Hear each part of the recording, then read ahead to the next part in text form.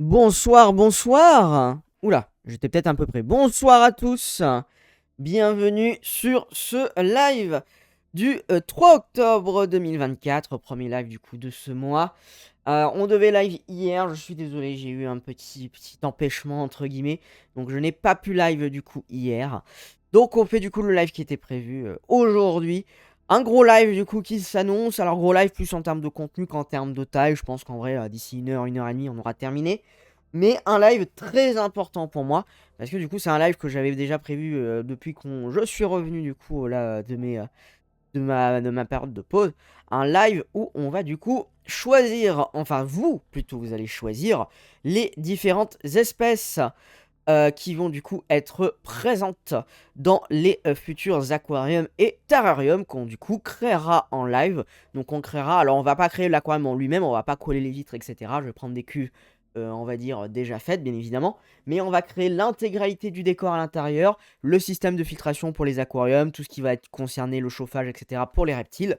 Et bien évidemment, on accueillera les animaux. Hop, alors je vais repasser sur la chaîne, sur la scène générale, j'ai oublié d'y passer. Donc, bonsoir à tout le monde, bonsoir à tous ceux qui sont là, bonsoir Nidox, bonsoir Aerolink. Voilà, et je sais qu'il y a d'autres personnes aussi qui regardent, bonsoir à ceux qui ne sont pas forcément sur le chat, mais qui sont quand même là. Merci à vous. Donc, ce soir, un live, en tout cas pour moi, très important. Je suis vraiment content de pouvoir, du coup, vous présenter ce live. Donc voilà. Alors du coup, comment est-ce que ça va se passer? Ça va se passer un petit peu comme la dernière fois. Je vais vous présenter plein de choses. Et quelle meilleure façon de présenter des choses que de le faire avec un PowerPoint. Bien évidemment, PowerPoint, la meilleure invention de l'humanité après les aquariums, bien évidemment. PowerPoint. Mako supporte vraiment pas le 1080p. Ah, il est en obligatoire ce soir. Je peux rien y faire malheureusement. Là, c'est Twitch qui choisit si tu peux le faire ou non. Malheureusement, pas de mon ressort. Donc, je suis désolé à Link. Avec un peu de chance, peut-être que dans la soirée, ça peut se débloquer. Mais malheureusement, je ne peux pas. Là, c'est Twitch qui de temps en temps va un peu bloquer pour les petits lives entre guillemets certains trucs pour qu'il ait plus de place pour les bandes passantes pour les gros lives. Donc voilà, ça j'y peux absolument rien. Du coup, voilà, je suis désolé, bah moi du coup je suis en 1080 de façon de base. Je pourrais essayer, pourquoi pas les prochaines fois de redescendre en 720p, mais je trouve ça dommage vu que j'ai tout fait pour avoir une qualité, une qualité de 1080. Donc voilà, malheureusement, normalement quand je serai affilié, ça devrait changer quand le jour où je devrais être affilié. D'ailleurs, on est à 29 followers, hein, on monte petit à petit. Bientôt, j'espère, le 30e. Et au 50, je pourrais normalement demander à être affilié. Donc comme ça, normalement, il y a pas mal de choses qui devraient se débloquer dans ce genre-là. Bon, on va commencer à rentrer dans le vif du sujet, hein, je pense. J'espère que il y aura quand même... Oh, vous êtes 6 sur live. Ah bah, merci beaucoup d'être autant. Merci beaucoup. On va du coup commencer notre diaporama. Donc, le but aujourd'hui, ça va du coup, donc, comme je disais, de choisir les différentes espèces. Donc, je vais vous donner des choix. Bien évidemment, vous n'avez pas le choix libre, parce que forcément, bah, je vais être limité par rapport aux différents aquariums et terrariums que je vais avoir. Donc, du coup, je vous ai fait des choix par rapport à ce que déjà moi, je souhaitais avoir de base, hein, forcément. Le but, c'est quand même que j'ai des animaux que j'apprécie m'occuper, pas prendre des trucs... entre guillemets, mon but c'était de ne pas prendre des animaux qui soient trop compliqués en termes d'entretien. Même si vous verrez que pour les aquariums, il y a un ou deux trucs. Merci Avalanche 2. Ah, super. Merci Avalanche. Je ne prononcerai pas ton pseudo en entier, bien évidemment. Merci beaucoup. Tu es le 30e. Merci beaucoup. Installe-toi ici. Euh, nous allons du coup commencer notre petite présentation. Donc pour les terrariums, c'est assez simple. Je vais vous présenter du coup les différentes espèces pour chaque terrarium. Personne ne veut dire mon nom. On se demande, hein, on se demande vraiment. Vraiment, vraiment. Et en vrai, c'était sympa, si tu veux. À la fin du live, je le prononce. C'est un bon deal, si tu participes pendant le live et que tu participes à tout ça, à la fin du live, je le prononce. Est-ce que c'est un bon deal pour toi? Eh bah super, on part sur ça. Très bien. Donc du coup, pour revenir, donc pour les terrariums, bien évidemment, il n'y aura qu'une espèce par terrarium. Il n'y aura que 2 terrariums. Vous allez avoir 2 choix par terrarium. On va revenir par la suite sur les différents terrariums. Et du coup, forcément, ça va être relativement rapide. Je vais quand même vous présenter les différentes espèces. Et par la suite, par contre, pour les aquariums, vous aurez le choix sur différents biotopes. Vous aurez 5 biotopes par aquarium et il y aura 3 aquariums. Vous verrez, du coup, ça fait 15 biotopes au total. Tous les biotopes sont différents. Il n'y a pas de redite entre les différents bacs. J'ai fait exprès de façon à avoir un petit peu la diversité de tout ce qu'on peut faire. Mais du coup, ça va forcément faire un petit peu de choix. Alors, on va commencer tout de suite. Allez, par les terrariums. C'est parti. Donc, les terrariums, donc, ils sont au nombre de 2. Et on va commencer, du coup, par le premier, qui va être, du coup, le terrarium que je possède déjà. Le deuxième, je ne l'ai pas encore. Mais je sais déjà exactement ce que je veux en termes de terrarium. Le premier terrarium, donc celui que j'ai, sera un terrarium plutôt axé sur un environnement désertique. Donc ce terrarium-là, celui que j'ai déjà, est un terrarium que j'ai déjà utilisé du coup pour une espèce que je vous présenterai. Du coup, je la repropose même si je m'en suis déjà occupé. Donc c'est un terrarium, alors je vais vous expliquer pourquoi, initial de 90 cm de long, 45 cm de large, 30 cm de haut. Donc un terrarium plutôt axé sur des espèces terrestres.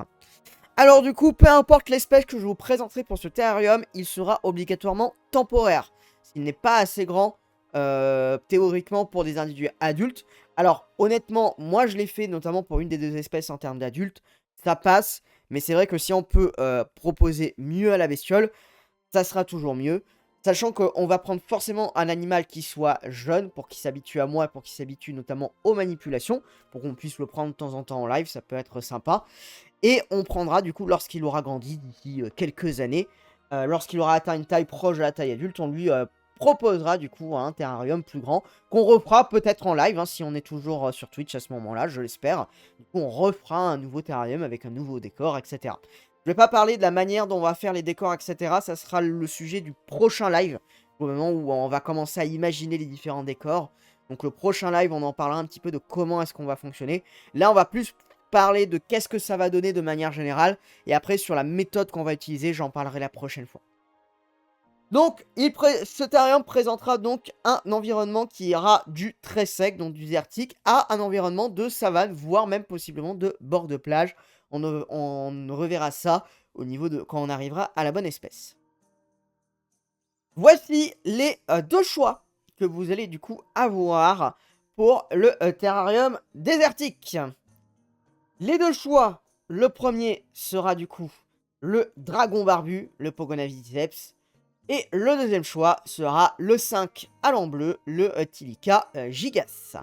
J'ai choisi ces 2 espèces parce que ça fait partie des espèces entre guillemets les plus simples à maintenir de manière générale et qui se manipulent extrêmement bien. Voilà. On va commencer, alors je vais quand même faire une présentation de chaque espèce et vous voterez du coup après la présentation de chacune d'elles. Comme ça vous donnera déjà une meilleure idée. Ça vous donnera peut-être plus envie de voter pour l'une que pour l'autre, que juste d'avoir la photo comme ça. C'est bien aussi de connaître un petit peu la bestiole. Salut Danirex, salut, bienvenue. Tu arrives tout juste au début. On n'a pas encore commencé le vote, donc c'est très bien. On commence du coup par les terrariums désertiques, comme je disais. Et du coup, on va commencer notamment par ces 2 choix que je vais du coup vous présenter. Le premier, va du coup être le dragon barbu, qu'on appelle aussi plus communément aussi le Pogona. Donc le Pogona, c'est un lézard australien qui fait entre 50 et 60 cm. C'est une espèce du coup que j'ai déjà eu pendant 13 ans. Donc c'est une espèce que je connais très bien. Donc je connais déjà entre guillemets la maintenance. C'est une espèce dont j'ai déjà l'habitude. On va dire c'est l'avantage qu'a déjà du coup celle-là. Donc c'est une espèce qui vit en généralement autour des 10 ans. Mon mâle a vécu un peu plus de 13 ans, ma femelle autour des 10 ans. Donc voilà, je les ai perdus tous les deux en tout début d'année. Donc voilà, mais ça me dérange pas du coup, tous les deux de vieillesse, hein, je vous rassure. Et du coup, ça me dérange pas, bien évidemment, d'en reprendre. Le Pogona est une espèce omnivore. La moitié de son régime alimentaire est composée d'insectes et de petits invertébrés principaux, principalement. L'autre moitié est principalement de végétaux. Donc on pourra lui donner pas mal de légumes, de fruits, d'herbes, etc. à donner en plus du coup des insectes qui seront là entre 1 et 3 fois par semaine selon l'âge. Donc le très gros avantage du Pogona, c'est que c'est le lézard le plus sociable avec l'humain. C'est-à-dire qu'il n'a pas peur de l'homme. Il s'habitue très bien à l'homme, que ce soit au niveau des manipulations. On peut le faire sortir. C'est un chien, hein. Il y a des gens qui littéralement les promènent en laisse, hein. C'est des chiens, ces lézards, ce qu'il faut comprendre. C'est vraiment des petits chiens écailleux en termes de comportement. C'est ce qui est vraiment très bien. Mais évidemment, il faut qu'il le veuille. Salut Amy! Salut, installe-toi, on vient tout juste de commencer, on commence par les terrariums, on fera les aquariums tout à l'heure. On commence du coup par les 2 terrariums. Et là on est encore sur le premier, tu vois, je viens à peine du coup de présenter le tout premier lézard, qui sera du coup le Pogona. Au niveau du coup des morphes, il existe plusieurs morphes de couleurs, on va dire généralement domestiques, qui va du blanc au jaune au passant au rouge. Donc là je vous ai montré une morphe rouge. Il y a quand même des chances qu'on parte sur une couleur plutôt sauvage. La couleur sauvage, c'est la couleur que vous avez sur l'image du haut. Tout simplement parce que... alors on verra, peut-être qu'on prendra un rouge. Mais c'est vrai que généralement, de ce que j'ai lu, les Pogona qui ont des grosses morphes de couleurs, que ce soit les rouges, que ce soit les écailles lisses, les blancs, etc., peuvent plus facilement avoir des problèmes de santé. C'est normal, hein, c'est de la sélection génétique, forcément. Et du coup, voilà. Donc, possiblement, on partira peut-être plus sur un pogo, voire 2 pogos sauvages, on verra. Même si j'ai vu que c'est mieux de les avoir seuls, parce que c'est plutôt des espèces plutôt territoriales. De toute façon, je pense que à part sur une espèce, on les prendra seuls de manière générale. Oui, non, mais vraiment, hein, Amy, je suis entièrement d'accord avec toi. C'est vraiment la définition du Pogona. La deuxième espèce, ça va du coup être le 5 à langue bleue, qu'on appelle aussi le Tilica. Donc le Tilica, c'est un lézard qui vient de Nouvelle-Guinée. Donc en termes de taille, c'est relativement similaire au Pogona. Par contre, l'environnement n'est pas le même. Là, le Pogona vit plutôt dans des environnements qui sont très désertiques. Donc il vit vraiment dans l'outback australien.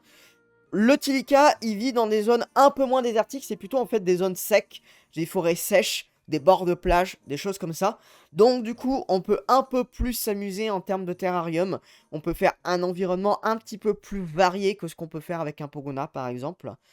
Voilà, et il vit aussi plus longtemps, ce qu'il peut vivre du coup jusqu'à 20 ans. Le Tilica est une espèce qui est omnivore, donc elle se nourrit principalement de végétaux, il est beaucoup plus végétarien que le Pogona. On peut lui donner aussi des insectes et même parfois un petit peu de viande, ça peut être du blanc de poulet, des choses comme ça. Parce qu'en fait c'est un lézard qui, de ce que j'ai lu, est un peu charognard. Donc du coup en fait il peut manger un petit peu de morceaux de viande de temps en temps. Donc du coup on peut donner, on va dire, un peu comment on appelle ça, ah, j'ai plus le mot. Le mangeur de schtroumpf. C'est ça. Oui, vraiment, je vais reparler du coup de cette langue bleue. Mais on peut, en complément, voilà, en complément, on peut lui donner du coup un petit peu de viande. Alors pas de viande vivante, hein, je parle vraiment du blanc de poulet, des petits trucs comme ça, qui peut du coup lui faire plaisir. La particularité du coup de celui-ci, c'est que du coup, il a une énorme langue bleue, comme on peut le voir sur la deuxième photo, qu'il va du coup déployer. Il va vraiment sortir sa langue. En fait, lorsqu'il a peur, lorsqu'il du coup il est stressé, il va déployer cette langue qui a normalement pour objectif d'effrayer ses prédateurs. Je ne sais pas si ça fonctionne vraiment, mais en tout cas, c'est le principe. Le principe, c'est que lorsqu'il a peur, il tire la langue, il tire cette langue bleue et c'est censé faire fuir le prédateur, de ce que j'ai compris. Voilà. Je peux pas trop vous en dire plus. Je me suis pas trop plus renseigné sur ça. Donc au pire, si vous choisissez celui-là, on se renseignera un petit peu plus. Mais voilà. Donc c'est un lézard qui est sociable avec l'homme, qui laisse bien manipuler. Par contre, c'est pas un Pogona. Et on va dire, on peut moins le laisser traîner, etc. Et on va dire qu'il y a des moments où il va en avoir marre, qu'il va demander à revenir au terrarium, etc. On va dire, il est sociable, il se laisse très bien manipuler. C'est un lézard qui est très lent, qui est très pâteau, donc de toute façon, il ne peut pas, entre guillemets, s'enfuir de manière générale. Par contre, c'est vrai que c'est pas un... Voilà, on est quand même loin du Pogona non plus. En termes de... Enfin, c'est un lézard sociable, mais voilà, il y a un monde, entre guillemets, entre les deux. En termes de terrarium, comme je disais, on va pouvoir un tout petit peu plus... Mamba noir, non, pas de mamba noir. Enfin, pas de venimeux tout court, vous verrez même pour les poissons. Pas de venimeux, même si la question s'est posée à un moment, mais pas de venimeux. Du coup, pour le terrarium, on va pouvoir s'amuser un petit peu plus. Comme j'ai dit, il vit dans des environnements un peu plus variés que le Pogona. Donc on peut faire des choses qui peuvent être très intéressantes. Donc, il est temps du coup de faire les choix. C'est à vous de choisir. À vous du coup de choisir. Alors pour choisir, c'est très simple. Je vais mettre un top dans le chat. Et vous allez choisir entre 1. Voilà, vous marquez, voilà, comme ça fait Bluefish, on va partir de Bluefish, comme ça c'est très bien. Salut Bluefish, même si je savais que tu étais du coup déjà là. Vous marquez 1 si vous voulez que ce soit le Pogona. Vous marquez 2 si vous voulez que ce soit le Tilika. Vous pouvez voter à partir de maintenant. Et on va se dire vers 23-24, quand tout le monde aura mis, vous pourrez voter. Donc 2, 2, 2, très bien. 2. Ah, pas mal de 2, effectivement. Très bien. Je vais baisser un tout petit peu ma caméra parce que c'est un peu bas. N'inquiétez pas. Voilà, parfait. 2. Ah, tout le monde est parti sur du 2. Ok, très bien. Salut Laurent. Salut Laurent. Bienvenue à toi aussi. Très bien. Et bah, tout le monde est parti sur le 2. Et ben, on peut officiellement du coup dire que le terrarium que l'on va faire sera du coup un terrarium pour un 5 à langue bleue. Très très bien. Donc du coup, je vais me le noter. Je vais laisser le stylo ici. Attendez, je vais avoir un stylo juste à côté, vous inquiétez pas, je reviens. Hop.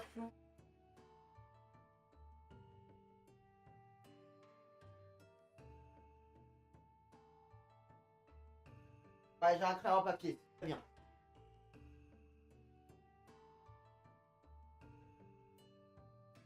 Hop. Et bah très bien. Donc je me note ça.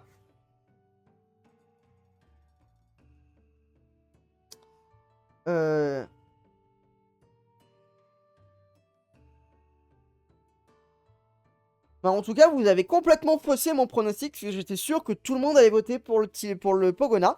Mais c'est très bien, hein, ne vous inquiétez pas, au contraire, ça me va très bien, parce que du coup, c'est une espèce que je vais découvrir, et je pense que je vais adorer avoir ce petit Tilika.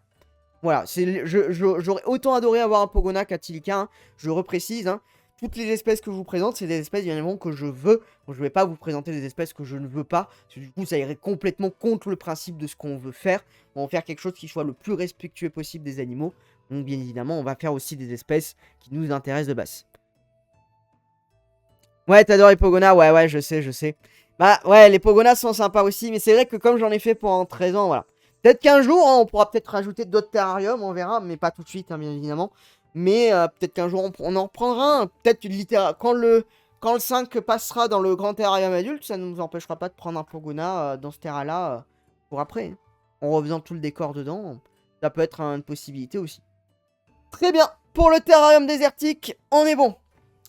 Nous passons dans le deuxième terrarium, qui sera du coup un terrarium tropical. Donc, alors je ne l'ai pas encore, mais comme ça, ça sera forcément de ce gabarit-là. De toute façon, pour les deux espèces, c'est ce qu'elles demandent. Donc du coup, je vais prendre forcément ce gabarit. C'est surtout, les deux espèces demandent ce gabarit-là à l'âge adulte. Comme ça me permettra, pas comme avec celui-là, de devoir rechanger de terrarium par la suite.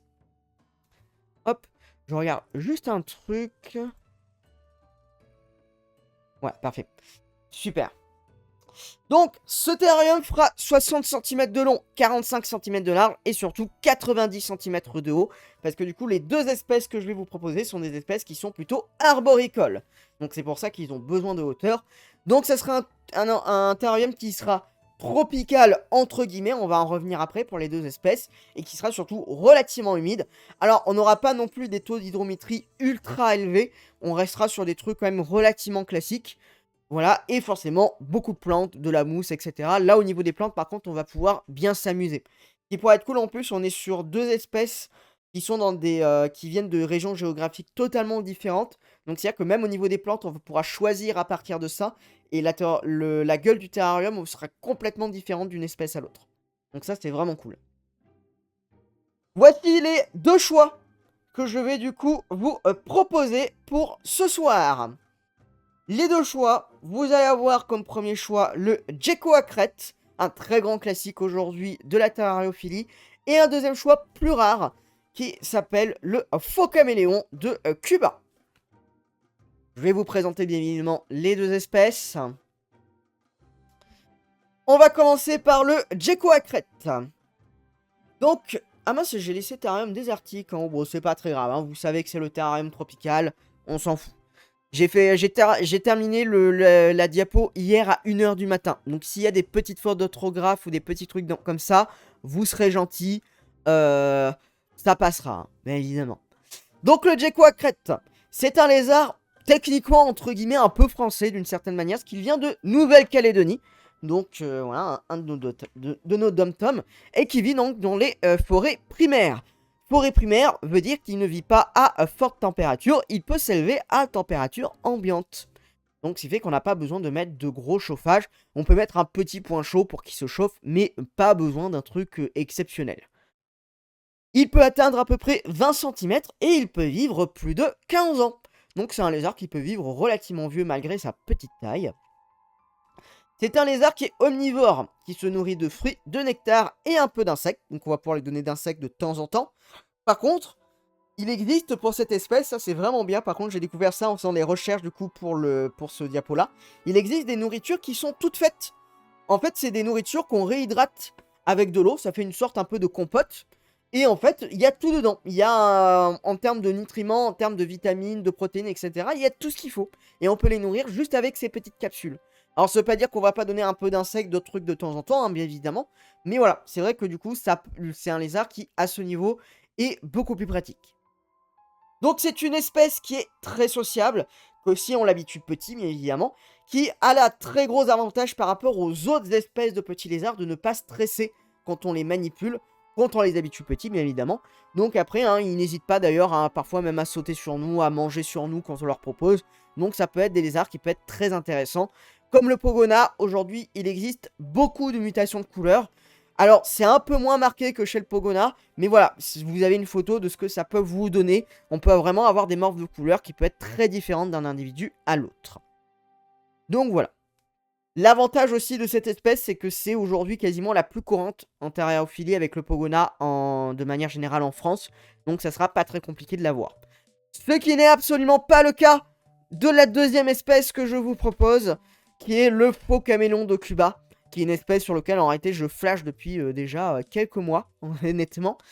Le faux caméléon de Cuba, donc c'est un lézard qui, comme son nom l'indique, vient de Cuba et qui vit principalement dans des forêts montagneuses à des altitudes relativement élevées.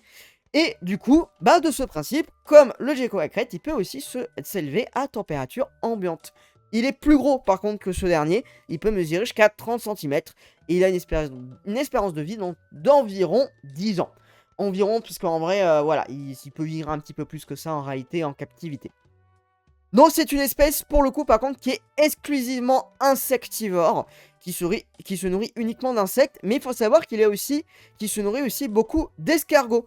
Il possède du coup des mâchoires qui sont assez puissantes, qui lui permettent du coup de broyer les coquilles d'escargots.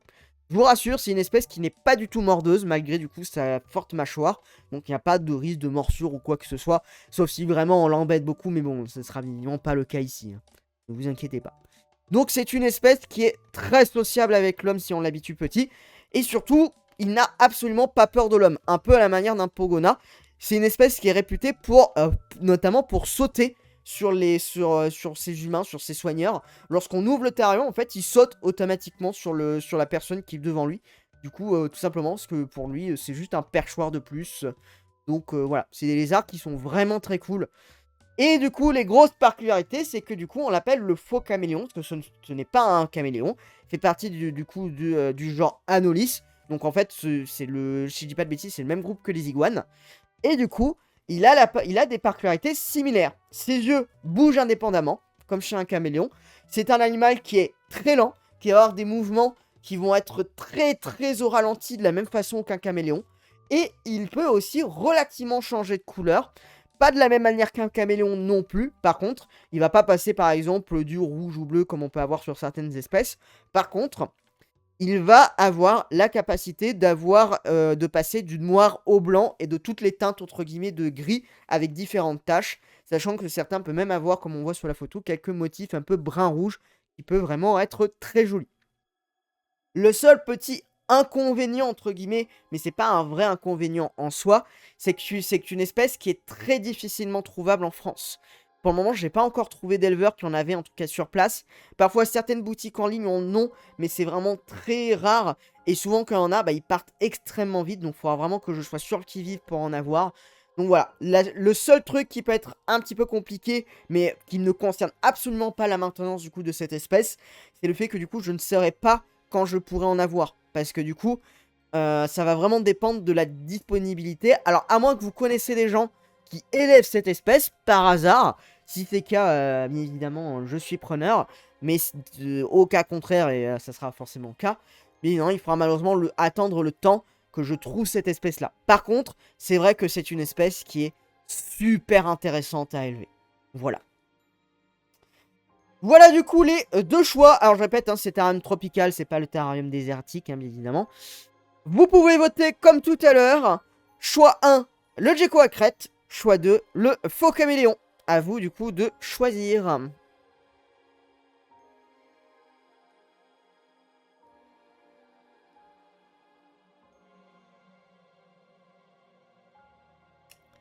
On est sur du 2, du 2, du 2, du 2. 2 puis 1. Ah, il faut choisir qu'une espèce, ce Denirex. C'est 2 ou 1. Hein. Donc je pense qu'on va partir sur du 2. On va voir si on a une ou deux réponses en plus. Ouais, de fou. Hein. Franchement, quand j'ai découvert cette espèce, j'ai eu un coup de cœur, mais immédiat. Parce que, ne serait-ce que visuellement, il a cette énorme tête. Il a une sorte de pseudo-casque à l'arrière. Il est complètement disproportionné. Il est super... Enfin, il est si bizarre. J'ai adoré ce lézard. Donc vraiment... Non, on peut pas mélanger les deux. On peut pas mélanger les deux. Ah, c'est dommage. Je suis désolé, Nidox. Comme je l'ai dit, je peux vraiment rien faire au niveau du coup de la qualité du live. Malheureusement, il faut attendre que Twitch lâche du lest. Parfois, vous pouvez essayer de faire F5, voir si ça peut changer. Parce que ça changera uniquement lorsque vous ferez F5. Donc du coup, tant que ça sera pas le cas, voilà. C'est la seule chose que je peux vous proposer, mais sinon, je n'ai rien d'autre. Bon bah du coup, c'est très bien. Je vais me le noter sur mon carnet. Pour le tropical, celui-là, je m'y attendais que ce soit celui-là qui soit pris. Pour le tropical.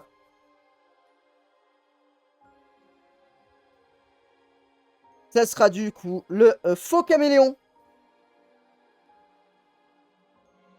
Très bien. Et bah, c'est super.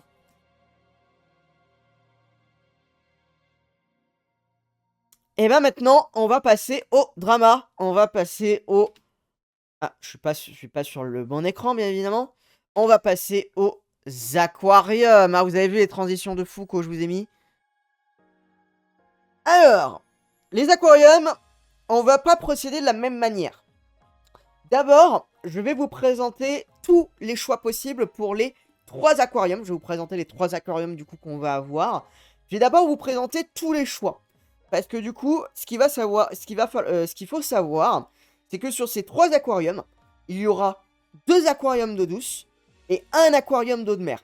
Que j'ai pas envie de m'embêter. Non, non, non. D'ailleurs, il faut savoir que techniquement, j'ai regardé la dernière fois, apparemment, il ne faut pas de certificat de capacité pour posséder une limule. Mais malheureusement, il faut le gabarit, il faut la taille d'aquarium adaptée pour ce type de bestiole. Donc malheureusement, pas de limule. Je suis désolé. Mais par contre, vous inquiétez pas, il y a de l'invertébré. Ça par contre, c'est quelque chose que je voulais proposer aussi de l'invertébré. Donc il y aura de l'invertébré si vous en voulez. Alors, je crois qu'il faut faire genre juste une petite déclaration de détention de ce que j'ai vu, mais je crois qu'il n'y a pas besoin de certificat de capacité à revérifier. Mais quand j'ai regardé sur les listes de ce qui avait besoin de certificat ou non, je n'ai pas vu la limule. Alors peut-être que c'est trop spécifique et que voilà, mais je n'ai pas vu la limule dans ces trucs-là. Donc je ne sais pas du tout. Ça sera à revérifier, on pourra en regarder si vous voulez un jour en live si on parle un petit peu de tout ça. mais apparemment, il n'y a pas forcément besoin. Bah, moi aussi, hein, je m'attendais vraiment qu'il y ait des restrictions parce que c'est si particulier comme bestiole. Enfin, voilà. Du coup, comme je disais, les aquariums, je vais vous présenter tous les choix possibles. Et lorsqu'on aura présenté tous les choix, dans un premier temps, vous allez choisir dans quel aquarium on va faire l'aquarium d'eau de mer. Et sur les deux autres, vous choisirez les biotopes pour l'eau douce. De façon à ce qu'on ne se retrouve pas avec deux aquariums d'eau de mer ou pas d'aquarium d'eau de mer du tout. Voilà.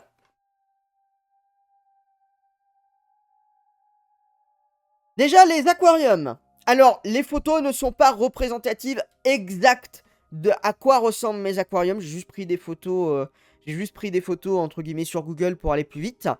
On va dire, vous avez une idée à peu près générale de ce que ça va donner. La couleur de l'aquarium ou la forme de une ou deux vitres peut changer relativement, mais ça vous donne à peu près une idée de ce que ça peut donner. Le premier aquarium est un aquarium de 180 litres, donc c'est un volume relativement gros, on va dire. Alors pour moi, ça reste un petit volume par rapport à ce que j'ai l'habitude de travailler tous les jours, mais c'est vrai que pour la maison, ça reste un volume qui est relativement gros. C'est un volume qui fait du coup 1 mètre de long pour 45 cm de large pour 40 cm de haut. Le deuxième aquarium est un aquarium de 120 litres, donc il fait lui aussi 1 mètre de long, ça c'est très bien. Du coup, ça m'a permis de faire pas mal de choses à ce niveau-là. Par contre, il est moins large. Il fait que 30 cm de large et 40 cm de haut. Et le dernier, c'est un aquarium de 60 litres qui fait 50 cm de large, 30 cm de... non, 50 cm de long, 30 cm de large, 40 cm de haut. Petit big up d'ailleurs, je citais toujours là. Petit big up à Laurent, parce que c'est grâce à Laurent que j'ai pu avoir là, notamment l'aquarium de 120 litres. Vous pouvez du coup... Vous pouvez le remercier, l'applaudir dans le chat. C'est grâce à lui que du coup nous avons pu avoir la possibilité d'avoir du coup 3 aquariums au lieu de 2. Simplement. Donc comme j'ai dit, on va obligatoirement au minimum avoir un aquarium de mer, un aquarium d'eau douce. Finalement je suis parti même sur 2 aquariums d'eau douce et un aquarium d'eau de mer. Voilà. Ça sera plus simple, surtout que l'eau de mer est quand même un peu plus compliquée en termes d'entretien que l'eau douce. Donc si j'en ai 2 en plus, ça sera un peu compliqué. Il est temps de vous présenter les biotopes. Pour chaque aquarium, je vais vous présenter d'abord les biotopes d'eau douce. Et après, je vous présenterai du coup les biotopes. Les biotopes marins. Enfin, le biotope marin pour chaque aquarium. Pour chaque aquarium, vous allez avoir donc 4 biotopes d'eau douce, un biotope marin en choix. On va commencer par le grand. On va commencer par le 180 litres. Alors, qu'est-ce que je vais pouvoir vous proposer? J'ai fait beaucoup de recherches pour vous proposer des trucs vraiment intéressants. Certains sont assez classiques, d'autres sont beaucoup plus originaux. Donc voilà, ça va vous donner un petit peu une petite idée de ce qu'on peut avoir de manière générale dans un aquarium de ce volume-là. Le premier choix, c'est un bac communautaire Congo. Donc un bac basé sur des espèces principalement du coup africaines. Donc à l'intérieur, je vous propose du silure requin africain. Donc c'est une petite espèce de poisson-chat qui fait 8 cm et qui vit en banc, qui a la particularité de ressembler vaguement à un petit requin miniature. Vous avez le poisson-chat ventre en l'air. On l'appelle comme ça parce qu'il est tout le temps à l'envers, tout simplement. La photo est mise à l'endroit. Voilà, c'est un poisson qui nage vraiment dans ce sens-là. Vous avez le poisson papillon africain, qui n'a aucun lien avec les poissons papillons récifaux que vous pouvez avoir du coup dans les récifs coralliens, qui est une espèce de poisson qui reste toujours à la surface. Donc voilà, c'est un poisson qui reste toujours à la surface. Il n'y en aura qu'un seul, parce que c'est des poissons qui peuvent devenir relativement gros, et qui peuvent parfois être un petit peu territoriaux. Et enfin, du tétra du Congo. Donc le tétra du Congo, c'est une espèce donc de tétra, un cousin des espèces qu'on a du coup en Amazonie, qui est assez coloré et qui peut former du coup un banc de couleurs qui peut être très intéressant du coup sur un gros bac communautaire comme celui-ci. Donc c'est un bac qui va présenter donc un banc de silure et un banc de tétra. Donc à peu près, on va dire, on peut compter autour d'une dizaine pour chaque espèce. Quelques poissons-chats à ventre en l'air, on va compter à peu près 3 à 4 poissons-chats et un poisson papillon. En termes de décor, on va avoir principalement des roches et aussi quelques plantes qui vont s'incruster, pourquoi pas peut-être une racine, mais je pense qu'on devrait plutôt, il faut voir en fait au niveau du pH, que ça va demander. Mais de mémoire, il va falloir plutôt des roches que des racines. Du coup. Donc voilà du coup la première proposition que je vous fais. Deuxième proposition. Cette fois-ci, on est sur un bac spécifique pour des poissons à tête de serpent. Alors les poissons à tête de serpent, qu'est-ce que c'est? Ce sont des poissons prédateurs que l'on retrouve du coup en Asie, principalement dans plusieurs pays d'Asie. Il en existe une flopée d'espèces de différentes tailles, de différentes couleurs. Et il existe 2 à 3 espèces qui sont relativement petites et qui peuvent se maintenir du coup dans des bassins de 180 litres. Donc on pourrait avoir un couple ou un trio d'une espèce de poisson à tête de serpent. On les appelle comme ça parce que du coup la tête peut faire penser un petit peu à celle d'un serpent. Et c'est un poisson d'ailleurs qui a la capacité de sortir de l'eau et qui peut rester hors de l'eau plusieurs heures. Donc c'est un poisson très particulier à ce niveau. Ouais, voilà. Au niveau couleur, selon les espèces, elles explosent. Hein. Surtout lorsqu'ils atteignent l'âge adulte pendant les périodes de repos, c'est des couleurs qui sont exceptionnelles. Par contre, ça fait partie des poissons qui sont les plus compliqués à maintenir que j'ai mis sur les listes. Donc sur les listes, ça fait partie des plus compliqués. Déjà en termes de nourriture, les poissons à tête de serpent ne se nourrissent pas que de proies marines. Ils se nourrissent aussi d'animaux qui viennent s'abreuver au bord des rivières, etc. Notamment des petits rongeurs, des petits oiseaux, etc. Donc ça veut dire que c'est des animaux qu'il va falloir de temps en temps donner par exemple des petites souris congelées. Des trucs dans ce genre-là pour pouvoir compléter leur régime alimentaire. La deuxième particularité... Ah attendez, parce que j'ai mon téléphone qui sonne. Pourquoi pas grand chose. Hop. Non, c'est rien. C'est rien. Ne vous inquiétez pas. C'est juste un petit message. La deuxième particularité, c'est que certaines espèces, alors on va vérifier sur toutes, parce que j'ai vu que sur une seule espèce, peut-être que l'autre, ce n'est pas forcément le cas, mais sur certaines espèces, elles ont besoin qu'on transforme l'aquarium en un mode hiver, avec une température qui est beaucoup plus froide, pour créer une sorte d'hivernage. Alors ils vont pas hiberner, ils vont pas complètement, entre guillemets, se désactiver, mais par contre, ils vont beaucoup ralentir leur rythme, ils vont beaucoup moins manger, et ils seront beaucoup moins actifs pendant la période de l'hiver. C'est l'autre gros problème qu'on peut avoir, entre guillemets, en termes de maintien avec cette espèce. C'est pour ça qu'elle est assez compliquée, parce que forcément, changement de température, ça veut dire qu'aussi, l'écosystème, l'équilibre du bac peut être menacé à chaque fois qu'on fait ça. Donc du coup, c'est des bestioles qu'il faut faire très attention. Le seul avantage à ce niveau, c'est que le Channa peut respirer à l'air libre. Il a un organe qui permet de récupérer, il me semble, de l'air à la surface en avalant une bulle d'air. Donc il est plutôt paré à ces changements. Mais voilà, c'est des choses auxquelles il faut faire attention. En termes de décor, ça sera un décor avec beaucoup de racines et quelques plantes. Notamment, les racines serviront beaucoup notamment pour un petit peu comme les tarpons. Effectivement, un peu le même système qu'on a sur les tarpons. Beaucoup de racines qui vont leur servir pas mal de cachettes. C'est des poissons qui se montrent, mais qui vont passer quand même aussi un temps à se cacher. Donc c'est quelque chose aussi qu'il faut prendre en compte. Mais par contre, c'est vrai que c'est très intéressant à élever. Hop, alors attendez, parce que je vais remettre la musique, elle s'est arrêtée. Voilà. Nous revoilà. Troisième choix. Un bac communautaire amazonien de type tétra. Moi j'appelle ça de type tétra parce que c'est un bac qui va être composé principalement de poissons du groupe des tétras, qui est le groupe quasiment principal que vous trouvez du coup en Amazonie. On pourra rajouter d'autres espèces. Hein. Je vous ai mis par exemple, je vous ai mis des poissons hachette, des nez rouges, des choses dans ce genre-là. J'ai mis un poisson crayon, plein de petits poissons. Donc là, le but, c'est faire plutôt du coup des petites espèces, notamment de bancs, qui vont créer du coup un énorme banc qui sera extrêmement joli, avec beaucoup de couleurs. Le but, c'est d'essayer de prendre des espèces avec des couleurs différentes, de façon à que ça ressorte vraiment beaucoup.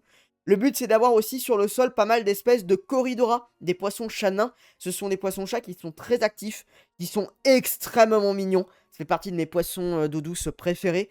Je les trouve vraiment mignons. C'est vraiment... j'adorais en avoir quand j'avais des aquariums d'eau douce à l'époque. Vraiment partie de mes préférés.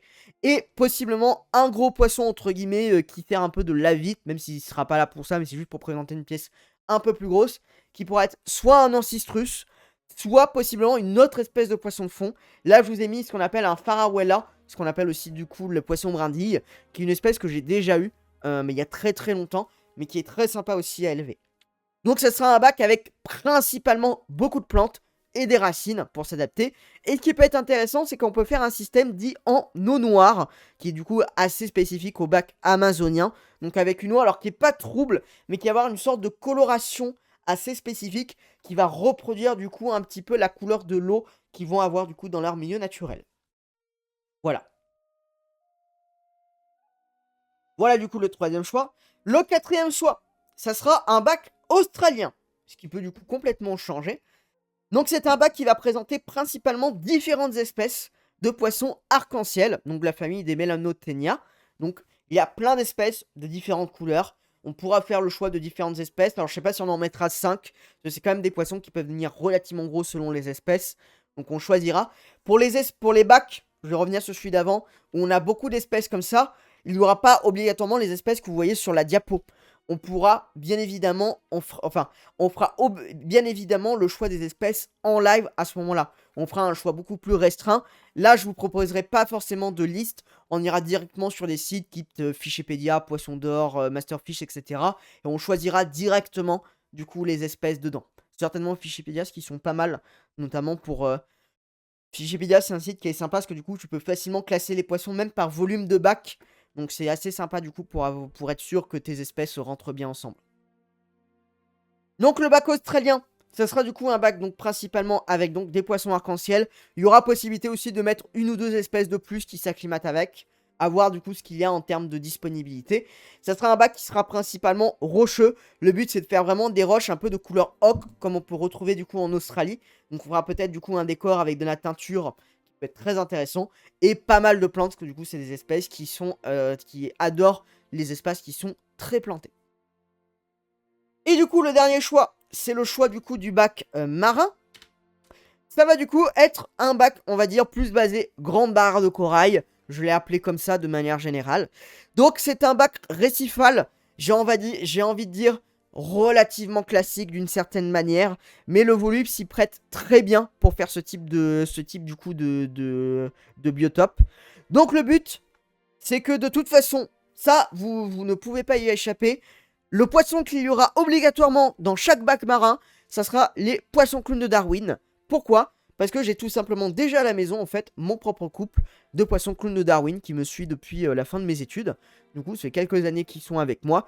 Et le but, c'est du coup de les passer dans un bac plus grand, en tout cas, qu'ils le sont. Parce que là, en fait, ils sont dans un petit bac transitoire le temps du coup du déménagement. Et du coup, après, le but, c'est de mettre dans un autre bac. Ils pourront aller dans les 3 bacs. De toute façon, que ce soit le 60, le 120 ou le 180, on pourra le mettre dans n'importe quel bac. Il n'y a pas de souci. Au niveau des autres espèces, on pourra mettre pour le fond du dragonnet, du goby, de la blennie, des petits labridés qui pourront aller entre les coraux. Bien évidemment, on fera des coraux. On fera, peu importe le bac de marin, on mettra forcément des coraux. On pourra rajouter un poisson lime qui pourra être là pour réguler certains invertébrés, certaines anémones, etc. Pour être très intéressant. Et au niveau des poissons de plein eau, on pourra profiter, vu qu'on a du volume, d'avoir des apogons, comme c'est les poissons qui ont besoin de vivre en groupe. Un chirurgien, avoir de l'espèce. Certainement le scopa, c'est celui qu'on a du coup, donc le chirurgien brun, c'est celui que vous avez du coup sur la photo. Parce que financièrement, c'est malheureusement un des seuls que je peux me permettre, hein, on va pas se mentir. Beaucoup de chirurgiens sont extrêmement chers. Voilà, il existe le même en jaune, sauf que le jaune, c'est 500 € le poisson. Donc voilà, hein, il y a des moments où malheureusement, bah, je suis obligé aussi de faire avec. Le poisson ange nain. Voilà, là je vous ai mis le bicolore, on pourra prendre une autre espèce, mais en poisson ange nain, ça peut être très intéressant. À vérifier que ce soit pas une espèce qui s'attaque au coraux. C'est pour ça que j'ai mis le bicolore, parce que je sais que celui-ci, il n'y a pas trop de problème. Et une espèce de demoiselle. Là, je vous ai mis la tabolte, mais on pourra choisir n'importe quelle autre espèce, du moment que c'est pas une espèce qui a besoin de très gros volume pour nager. Mais là, généralement, les demoiselles sont assez, on va dire, comment dire ça, sont assez tranquilles à ce niveau. C'est pas des poissons qui demandent généralement des très gros volumes. Et on pourra mettre, c'est vrai que je l'ai pas mis, je l'ai rajouté en dernier hier soir. On pourra rajouter aussi une espèce de crevette, voire un autre petit invertébré, un Bernard l'ermite ou un truc comme ça qui pourrait être très intéressant à voir aussi du coup sur le bac. Donc voilà du coup pour le 180 litres, du coup tous les choix que vous du coup pourrez avoir. On va passer du coup sur les choix du bac de 120 litres.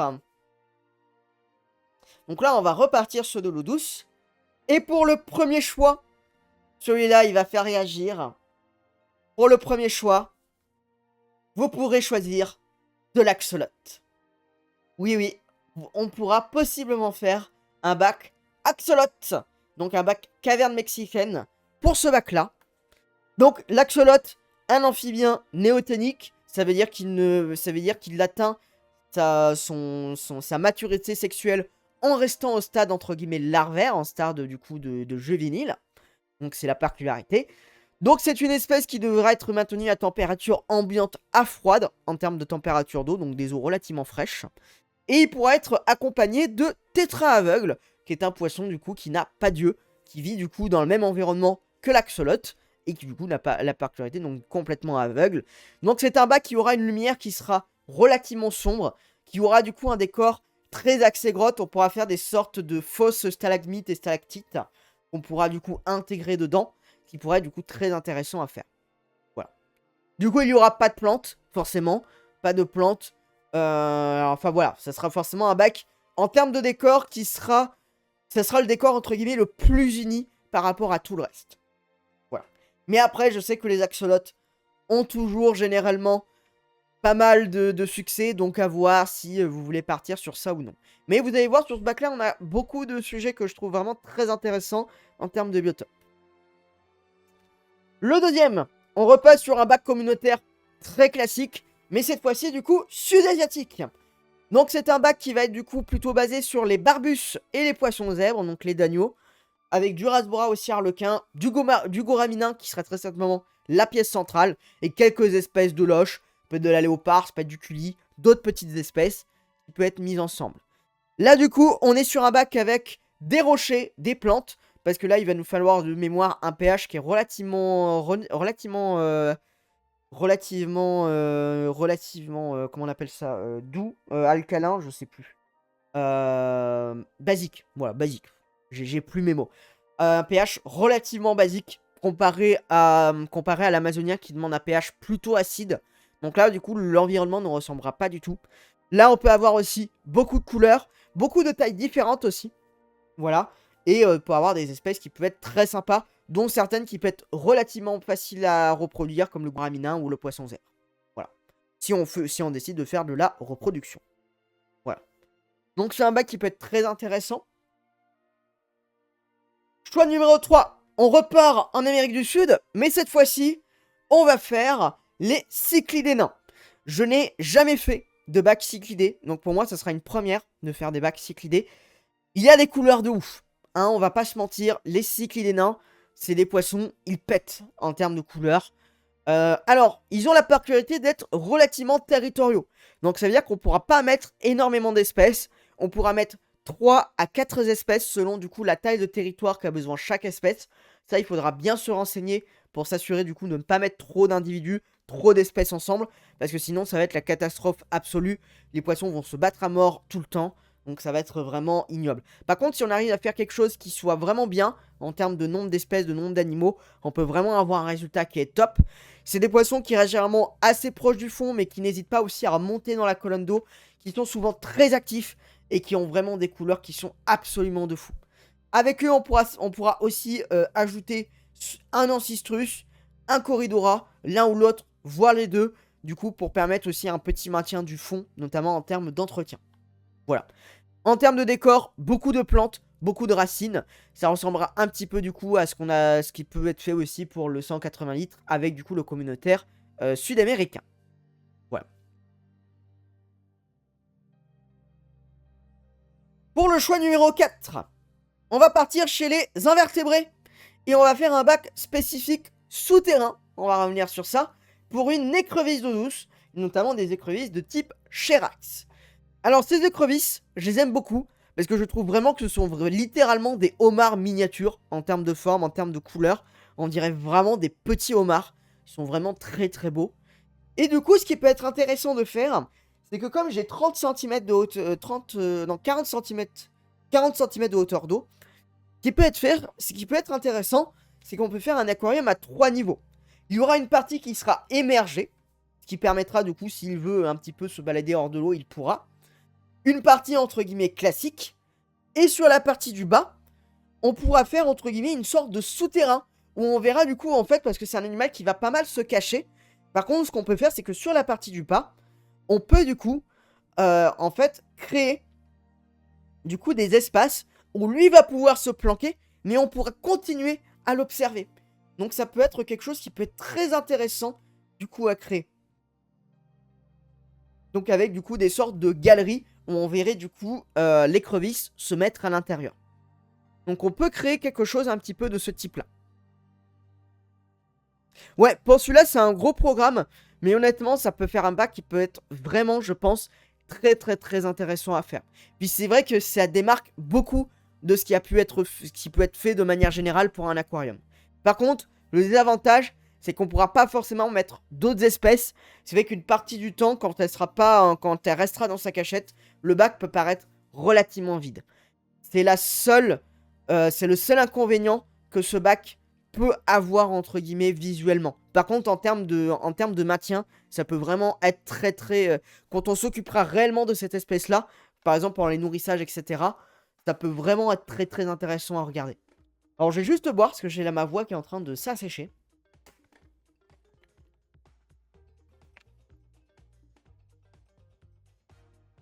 Voilà, ça va me faire du bien.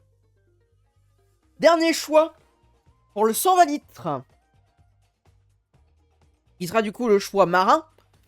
Je l'ai appelé archipel indonésien. Alors à la base, je crois que d'ailleurs, sur la dernière diapo, je crois qu'il s'appelle Philippines. C'est à la base, je l'avais appelé Philippines, puis j'ai renommé archipel indonésien. Enfin voilà. C'est un bac qui va présenter des espèces principalement de la zone indonésienne, donc entre la Thaïlande et l'Australie. Donc vous avez plein d'espèces tropicales à ce niveau. Le but de cet aquarium, c'est plus de se focaliser avec des espèces, on va dire un peu de curiosité. Des espèces avec des formes un peu plus particulières. Normalement, le but sur ce bac-là, ça serait notamment de créer un espace pour de l'anguille de jardin. Donc l'anguille de jardin, c'est le petit poisson un peu allongé que vous avez là du coup sur la gauche de la diapo, qui est un poisson qui passe son temps à vivre dans le sable. Ce qui fait qu'en réalité, vous avez juste la tête qui va dépasser du sable, et vous allez voir du coup en fait ce poisson bouger sa tête de droite à gauche du sable, donc ça peut être très intéressant. On pourra rajouter du coup pas mal d'autres espèces de fond. Le but de ce bac là qui s'acclimate bien, c'est pas mal finalement d'espèces de fond. La blénie, du dragonnet, du goby.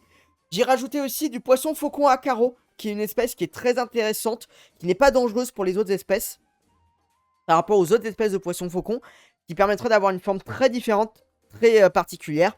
Toujours le poisson lime, parce qu'il est très important pour les récifales, pour maintenir à l'écart, notamment tout ce qui est parasitaire. C'est vrai que je ne les ai pas précisés sur ces deux bacs-là, mais on pourra aussi rajouter un labre nettoyeur dans chaque bac. C'est quelque chose qu'on pourra faire pour maintenir nos poissons en bonne santé. Et on pourra rajouter aussi en plus une espèce de poisson demoiselle et une espèce de poisson chirurgien, notamment les chirurgiens qui sont des mangeurs d'algues, qui permettront du coup de bien maintenir du coup les quantités d'algues à l'intérieur de l'aquarium, qui nous permettent de faire entre guillemets un peu moins d'entretien de manière générale. Donc voilà ce que je vous propose de manière générale du coup pour ce bac là. En termes de décor, on peut imaginer quelque chose un peu plus, un peu de grotte récifale un petit peu, on peut imaginer ça, avec pareil une partie un peu supérieure où on aura un peu les coraux, et une partie inférieure où on peut venir s'insérer les anguilles, le goby, les dragonnets, etc. Donc avec un aquarium un peu sur deux niveaux, d'une certaine manière, qui peut être très intéressant du coup à travailler. Voilà. On passe sur le dernier aquarium, et après du coup, il faudra faire les choix. Le dernier aquarium, c'est un aquarium du coup de 60 litres. Donc très petit, donc forcément qui va être basé sur des petites espèces. Le premier choix que je vous propose, ce sont les killies africains. Alors qu'est-ce que c'est que les killies? Les killies, ce sont donc des tout petits poissons, qui font généralement entre 2 et 3 cm, qui ont des couleurs de ouf malade, comme vous pouvez le voir du coup sur cette diapo, et qui ont une particularité, ils vivent dans des flaques d'eau. Mais littéralement, hein, c'est pas genre ils vivent dans des petits espaces, non, ils vivent littéralement dans des flaques d'eau, dans des mares qui s'assèchent, et dans la nature, c'est des poissons qui ne vivent que quelques mois. Alors, je vous rassure, en aquarium, il peut vivre généralement entre 2 et 3 ans, donc ça peut vivre quand même quelques années, donc on pourra quand même les garder quelques temps normalement. Le killies de manière générale, donc sont des poissons qui sont très colorés, et du coup qui ont donc au niveau c'est pas ce que je voulais dire, désolé, au niveau du coup de son environnement, il faudra un environnement avec très peu de courant. Il faudra faire un aquarium quasiment stagnant en termes de maintien. Alors, il y aura quand même une filtration pour quand même maintenir, mais il y aura quelque chose qui sera vraiment très faible, de façon à s'assurer que les poissons, en fait, ne s'épuisent pas, parce qu'en fait, ils ne savent pas gérer le courant, tout simplement. Donc là, on pourra garder entre 4 et 5 espèces de killies. Chacun aura un peu son petit territoire à lui. Certaines espèces, comme le killie clown, sont des espèces qui vivent en banc. Donc, ils peuvent vraiment faire des petites touches de couleurs qui sont vraiment très, très intéressants. Voilà. J'ai jamais fait de killies, donc ça sera la première fois que je fais des killies. Je sais qu'en France, il y a même des associations qui ne font que ça. Des associations aquariophiles qui ne font vraiment que ça. La question maintenant, c'est comment ces poissons peuvent avoir de nouvelles générations. Bah en fait, de ce que j'ai compris, ça fonctionne un peu comme les artémias. C'est-à-dire en fait, c'est des œufs qui s'assèchent et qui peuvent, lorsqu'il repleut, lorsque la mare se re-remplit, en fait, se réactive, de ce que j'ai compris. Oui, c'est vrai que j'ai pas précisé. En gros, c'est des œufs qui s'assèchent, un peu de la même manière qu'un artémia. Et du coup, qu'un artémie, pardon, parce qu'artémia c'est le pluriel, qu'un artémie. Oui, oui, ça fait sens. Oui, c'est moi qui l'ai pas précisé. Désolé, c'est moi qui l'ai pas précisé. Voilà. Ce qui fait que par contre, ce qui peut être intéressant, c'est que si on a des repros, et que si à un moment, bah, ils meurent entre guillemets tous de vieillesse, au bout de 2 ou 3 ans, on pourra complètement assécher l'aquarium, tamiser le sable pour récupérer les œufs, et quand on voudra refaire des killies, on pourra tout remettre dans l'eau, et on refera éclore des killies. Donc, ce qui fait qu'on pourra avoir un aquarium entre guillemets permanent de killies de cette manière-là. Donc, ça peut être très intéressant à faire. Choix numéro 2. Un bac spécifique pour du poisson ballon nain. Et plus particulièrement le poisson ballon nain à ocelle. J'ai choisi cette espèce-là parce qu'elle est un peu moins territoriale que les autres. Et que c'est une espèce qui vit exclusivement en eau douce. Donc pas besoin de faire de l'eau saumâtre qu'on peut avoir avec d'autres espèces de poissons ballon nain. Donc, le poisson ballon nain, c'est un poisson qui gonfle, d'où son nom, qui crée des toxines dans l'eau. Donc on peut pas trop les mettre avec d'autres espèces, sachant qu'ils peuvent être assez agressifs avec les autres espèces de poissons. Donc ça sera un bac spécifique avec plusieurs poissons ballons. Donc avec un décor où il y aura des plantes, des racines, des pierres, un petit peu un mix, de façon à créer quelques cachettes pour lui notamment. Et du coup c'est un poisson qui va rester généralement assez proche du fond. Chaque poisson ballon dans le bassin va avoir un peu son propre territoire. Ils vont de temps en temps un petit peu avoir quelques interactions, mais c'est des poissons qui vont rester un peu chacun dans son coin, ils vont un peu vivre leur vie. Donc ça peut être des choses qui peuvent être relativement intéressantes. En plus, c'est des poissons qui sont très mignons avec leurs grands yeux, qui sont très jolis. Donc voilà, ça peut être quelque chose qui peut être très intéressant à faire. Le bac numéro 3, un grand classique d'aujourd'hui de l'aquariophilie, le bac à crevettes et à nano poisson. J'en ai jamais fait, donc ça sera une première. Alors en crevettes d'eau douce, j'ai fait des crevettes d'eau de mer déjà, mais jamais fait de crevettes d'eau douce. Donc ça sera une première aussi pour moi si vous choisissez ça. La crevette d'eau douce, donc notamment des Caradina, tout simplement parce qu'il existe des dizaines et des dizaines de couleurs différentes. Alors je sais que généralement les gens aiment bien garder une seule couleur pour garder une souche en particulier, etc. Nous on mettra plusieurs couleurs, très clairement, pour faire des petites touches de couleurs sur les plantes, etc. Qui du coup fonctionnera vraiment très bien.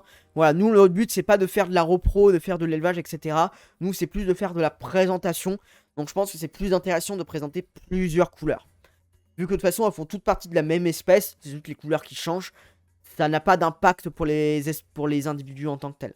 Avec eux, on mettra 2 espèces de poissons. C'est les espèces que j'ai vues qui revenaient le plus, qui étaient les plus cohérentes à mettre avec les crevettes. Du Micro Rasbora Galaxy.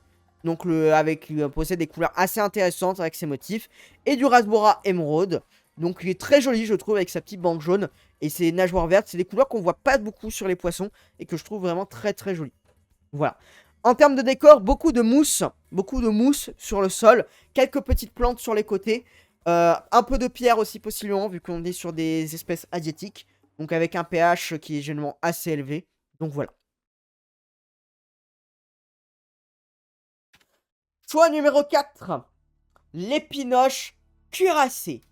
Alors, qu'est-ce que cette machine? Donc, l'épinoche cuirassée, c'est un sagnatidé. Sagnatidé veut dire que c'est un cousin de l'hippocampe. Donc d'une certaine manière, vous voyez devant vous un cousin, une forme un peu très allongée, épineuse, d'un hippocampe qui vit en eau douce. Donc c'est un petit poisson qui vaut mieux élever de ce que j'ai compris en spécifique. Par contre, on peut les garder en banc dans le spécifique, on peut en avoir 15-20 sans problème. Donc, ce qui fait qu'on peut avoir une multitude de petits poissons, surtout en plus que j'ai un volume assez important même pour cette espèce. Donc, on va pouvoir pas mal s'amuser si vous choisissez cette espèce-là. Donc, c'est un poisson qui va rester généralement un petit peu un peu statique, un peu dans la couche du milieu de l'eau. Donc, voilà, qui va bouger très lentement entre les algues. Ça va vraiment en fait former comme des petites tiges qui vont bouger dans l'eau. Pas de soucis, Ninox. Bonne soirée à toi. Merci déjà d'avoir été là. C'est très sympa. Et on se dit au prochain live. Et du coup, voilà. Donc, je me dis, ça peut être intéressant. C'est vrai que j'ai pas du tout présenté de Sangnatidés en eau de mer. Donc, je me dis, ça peut être intéressant d'en présenter un d'eau douce. La seule complication, mais ça, de toute façon, c'est le cas pour tous les Sangnatidés, c'est qu'ils vont demander de la nourriture vivante. Alors, si j'en fais, je ferai certainement de la Daphnie, parce que ça fait partie des plus faciles à élever en eau douce. Voilà. Si j'arrive à faire un élevage de Daphnie, il n'y aura aucun problème pour le nourrir. Ça, c'est pas le problème. Voilà. C'est la seule difficulté que cette espèce peut avoir en termes d'entretien. Voilà. Donc, voilà. Et le dernier choix, bien évidemment, le choix pour le marin pour le 60 litres, qui sera un bac qui sera plutôt spécifique pour le poisson clown. Le but cette fois-ci, par contre, ce ne sera pas uniquement de mettre que des coraux. Cette fois, ça sera de mettre une grosse anémone qui pourra bien s'épanouir avec les poissons clowns, qui permettra du coup de faire un biotope. Sur les autres bacs, je ne mettrai pas forcément d'anémone, parce que j'ai peur que ça ne fonctionne pas trop avec les autres espèces de poissons qu'on mette à l'intérieur. Sachant que pour remplacer les anémones, je prendrai ce qu'on appelle un sarcophyton. C'est un corail qui ressemble beaucoup aux anémones de mer, mais qui a l'avantage de ne pas être venimeux. Donc du coup, il n'y a pas de risque pour les autres poissons. Et que les poissons clowns, généralement, affectionnent aussi pour vivre à l'intérieur. Donc ça permettra du coup de compléter à la base. Donc là, ça sera un bac avec une belle anémone. On pourra faire vraiment un truc qui peut être très très joli en termes de visuel. Et avec dedans, une crevette, une blennie. On mettra forcément une blennie, hein. Ça c'est obligatoire dans les bacs. Un aquarium marin ne peut pas être bien sans blennie. C'est ma devise, tout simplement. Voilà, et après pourquoi pas même un petit poisson lime, possiblement, si on a besoin. Alors après, avec l'anémone, ça va peut-être pas très bien se passer, par contre, le poisson lime, donc à voir, selon ce qu'on fera. Donc voilà, avec un bac qui peut être très joli aussi à faire, avec moins de poissons, mais avec des poissons clowns qui seront très visibles, et qui sera aussi très largement suffisant pour présenter de l'eau de mer. Voilà. Donc maintenant, il est temps de faire les choix. Et là, ça va être dramatique. Parce que du coup, le premier choix, il va être dramatique. Je suis fatigué, donc désolé si parfois je dis 2 fois le même mot. Là, j'ai dormi 5 heures la nuit dernière, je suis explosé. Vous allez devoir déjà choisir dans quel aquarium vous allez faire l'aquarium marin. Mais ça veut dire que l'aquarium que vous allez choisir, eh ben, il va falloir éliminer tous les biotopes qui étaient présents à l'intérieur. C'est-à-dire que par exemple, si vous choisissez le 180 litres, adieu les poissons tête de serpent. Si vous choisissez le 120 litres, adieu les axolotes. Si vous choisissez le 60 litres, adieu les poissons ballons et tous les autres trucs, bien évidemment, qu'on a présentés. Donc maintenant, à vos choix. De toute façon, vous avez vous pouvez choisir de 2 manières. Soit vous avez un des choix en eau de mer qui vous a vraiment plu, et vous pouvez choisir pour celui-là. Soit vous choisissez le bac où les choix en eau douce ne vous ont pas convaincu, alors que les autres vous ont beaucoup plus convaincu. Vous avez les 2 choix possibles. Voilà. Sachant que pour mes poissons clowns, ça change rien. Hein, qu'ils soient dans le 120, dans le 180, dans le 60 litres, de toute façon, ils bougeront pas beaucoup plus quand ils seront dans l'aquarium. Donc pour eux, ça ne change absolument rien. Donc du coup, à vous de choisir. Choix 1, le grand bac, le 180 litres. Choix 2, le 120 litres, le bac médium. Choix 3, le 60 litres, le petit bac. Quel aquarium voulez-vous pour l'eau de mer? À vous de choisir. Et moi, je vais boire en attendant.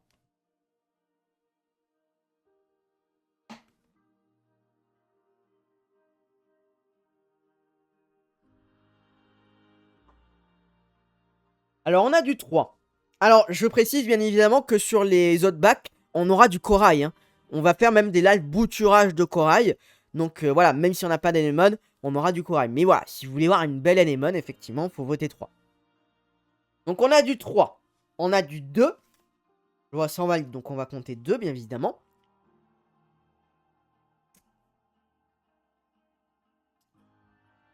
Qu'est-ce que vous allez choisir?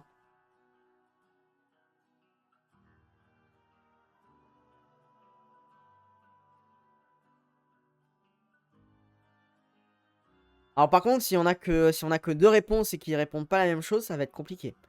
Ce qui est chiant, c'est que je peux pas faire de sondage encore comme je suis pas affilié. Donc du coup, c'est un peu compliqué. Eh ben, il y a plus grand monde. 120. Ah, on a 220 litres. Ok. On a 220 litres. 320 litres. Très bien.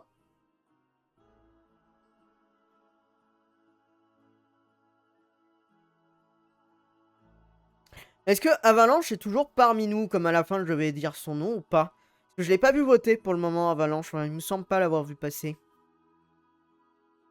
Je pense pas qu'il soit. Pour les Shanas, c'est le premier. Pour les Shanas, c'est le premier, c'est le choix. Donc pour le moment, ça les impacte pas. Par contre, les Axolotes, c'est le choix 2. Si vous voulez les Axolotes, c'est le choix 2, c'est le 120.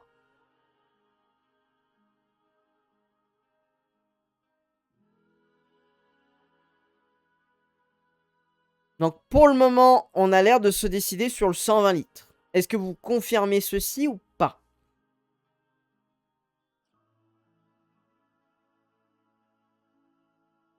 En vrai, ça m'arrange parce que c'est celui avec la filtration qui est le mieux pour faire de l'infiltration en eau de mer. J'ai pas dit avant parce que je voulais pas vous impacter non plus. Mais ok. Donc, on va du coup partir sur le... Alors, à moins que je vois il y a des gens qui reviennent. À moins que vous voulez partir, je voir s'il y a quelques petites réponses en plus. Allez, on laisse jusqu'à 15. Et à 15, on va... à 15, on clore le vote pour l'eau de mer. Voilà. Mais je pense qu'on risque de partir sur le 120 litres.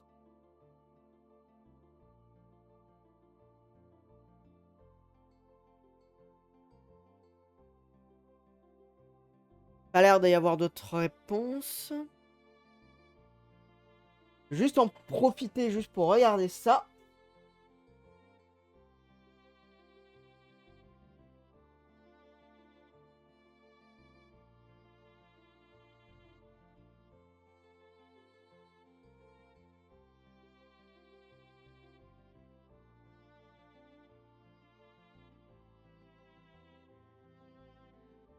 Ok. Très bien.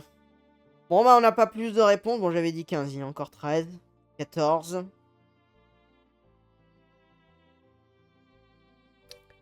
Et bah, si on n'a pas d'autres réponses, allez, on valide. Et on valide le 120 litres pour l'eau de mer, pour le bac, du coup, Indo-Pacifique, Philippines. Avec, du coup, plutôt des curiosités marines, les anguilles de jardin, les trucs comme ça, qu'on pourrait avoir. Donc, je vais mettre 180, 120, 60. Donc, ok. Très bien. Et ben, on va choisir maintenant les bacs pour... les bacs, on va dire, pour les aquariums, pour les aquariums d'eau douce. C'est parti?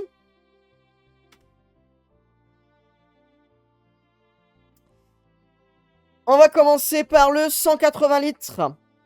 Vous avez du coup 4 choix. Je vous ai résumé très rapidement, comme ça vous rappelle un petit peu ce qu'il y avait. Si vous voulez qu'on revoie les diapos, on peut aller revoir les diapos si vous voulez qu'on revoie certains bacs. Pour le choix, je rappelle, c'est le bac Congo. Donc avec les espèces africaines, les poissons-chats africains. Donc il y a le siluro-requin africain, le poisson-chat ventre en l'air, le poisson papillon qu'on voit du coup à l'écran. Et les tétras du Congo. Le choix 2, les poissons tête de serpent. Tout simplement. Le choix 3, le bac amazonien tétra. Et le bac 4, le choix 4, le bac australien. Vous pouvez faire vos choix 1, 2, 3, 4. Et s'il y a des personnes qui veulent revoir les diapos, on peut aller revoir rapidement les diapos pour tel ou tel bac ou pour les 4. Vous me dites. Par contre, si vous avez déjà votre choix, je pense que il me semble que certaines personnes ont déjà fait leur choix. Voilà. Donc 2, 1. Très bien. 1. Ah. Très bien. On a du 1. Non, je rigole parce que j'en ai parlé à quelqu'un tout à l'heure. Et c'est très bien. Donc le 1. Donc on a 2, 1 et 1, 2 pour le moment. Donc pour le moment, on se dirigerait vers un bac Congo. Très bien. Est-ce qu'on a d'autres... Est-ce qu'on a du... Je m'étouffe. Je vais essayer de pas mourir. Est-ce qu'on a du coup d'autres votes?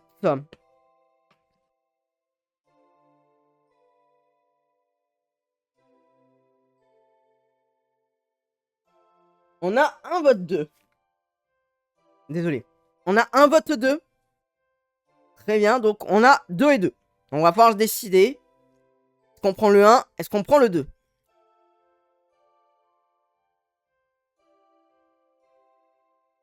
Alors, est-ce qu'une dernière personne va vouloir voter et départager? Alors, peut-être qu'il va choisir 3 ou 4, hein. Effectivement. Il va pas permettre de départager.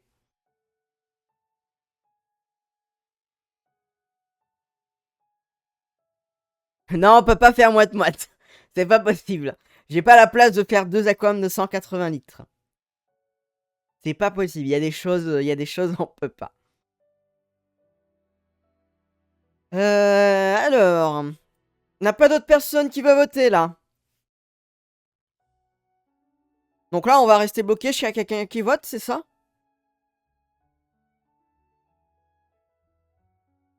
Alors, attendez, je recompte pour être sûr. Donc 2, 1, 1, 2. Hein.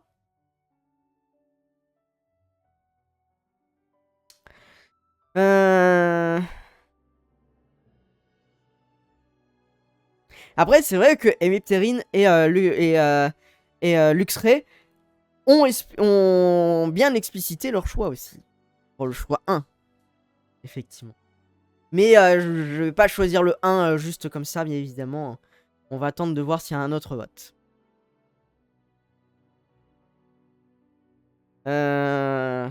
Sachez bien évidemment que peu importe le choix que vous ferez, ça m'ira, hein, je le répète. Hein, mais il n'y a pas de souci à ce niveau.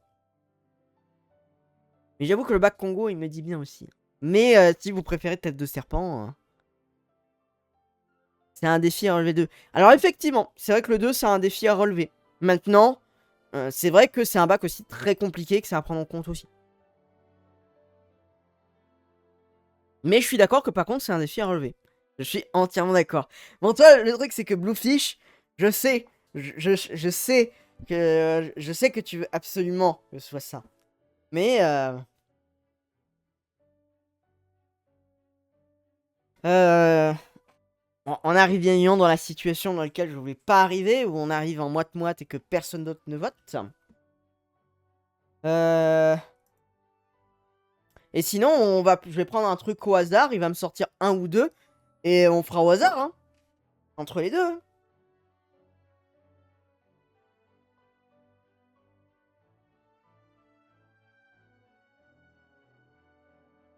Ah, on a Hemiptéride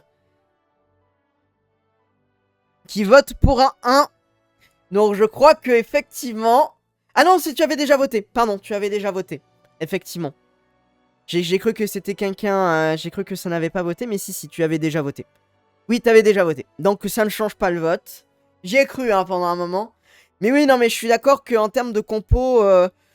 oui, mais c'est pour ça que j'ai proposé le bac Congo, parce que c'est des espèces qui sont vraiment pas fréquentes, qui sont très particulières en termes de comportement, de physique, etc.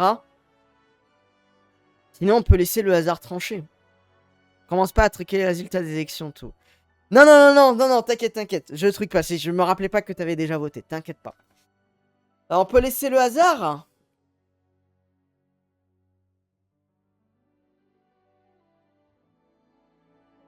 Oui, non, mais Danirex, t'as déjà voté. Oui, c'est vrai que c'est sympa d'avoir un peu plus d'espèces. Parce que c'est vrai que le tête de serpent, comme j'ai dit, il y a des moments où ils vont être cachés. Donc finalement, on va pas tant les voir que ça. Ça, par contre, c'est une chose, comme j'ai dit, il faut le prendre en compte aussi. Oui, mais toi, Denirei, je sais que t'es un tricheur à ce niveau. En tir pile ou face, on va vraiment faire ça. Il y a vraiment personne d'autre, parce que techniquement, vous êtes 6. Alors, même 5, techniquement, parce que je pense que sur les 6, il doit me compter, vu que j'ai le live ouvert. Techniquement, il doit y avoir une dernière personne sur le live. Est-ce qu'elle veut pas voter, cette dernière personne? Alors, à moins que mon truc s'est pas mis à jour. Go pile ou face. Est-ce que j'ai une pièce, là? Ouais, mais il faudrait que je vous montre pour...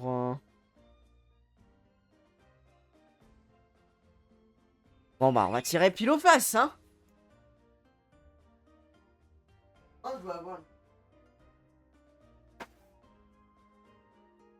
Remarque, tu vas me dire, je dois l'avoir en... Je dois l'avoir en ligne, pile ou face, tout simplement.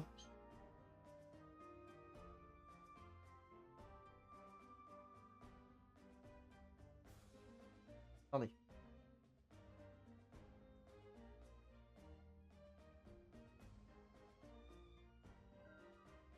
Pile ou face en ligne? Ah ouais, je l'ai directement sur Google. Bah attendez. Je vais changer de chaîne. Une chaîne de scène.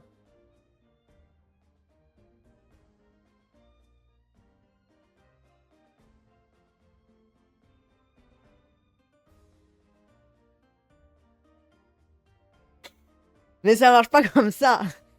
Ça marche pas comme ça, vous fiche. Ça marche pas comme ça. Je le mets où en plus? Parce que toi tu sais en plus. Toi tu sais, je le mets où là dans ma salle là? Parce que je sais que j'ai de l'espace, mais quand même. Je le mets où? Déjà les 3 vagues prennent l'intégralité du mur. Je le fais comment moi? Y a pas Spin ou Jean-Marie là qui veulent passer là? Mes modérateurs ils font quoi là? Ils sont pas là aujourd'hui. Attendez. Attendez. J'ai peut-être une meilleure... J'ai peut-être pouvoir ramener des gens qui vont pouvoir voter.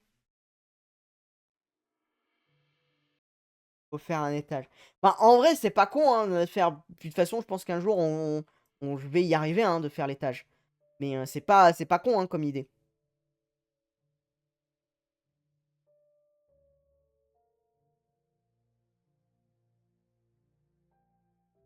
Hop.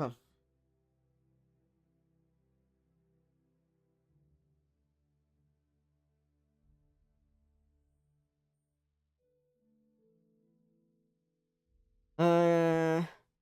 Je regarde si... J'attends juste quelques secondes. Voir si j'ai une réponse.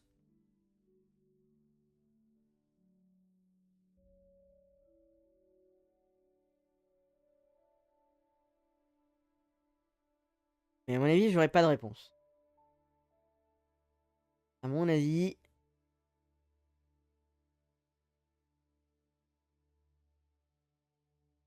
Ah, on aurait un vote qui change. Ah, en vrai, je peux autoriser le vote qui change.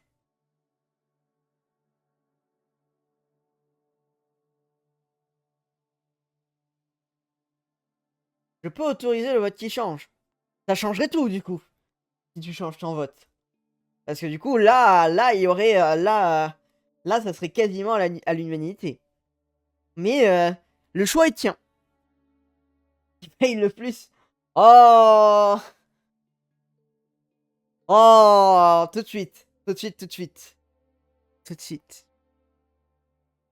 Bon, on va faire le pile ou face. On va faire le pile ou face. Je crois qu'on va se régler ça comme ça. La corruption au nom de la stabilité, c'est ça. Est-ce qu'il va me mettre directement le truc ou pas? Non. Faut que je le mette. Attendez.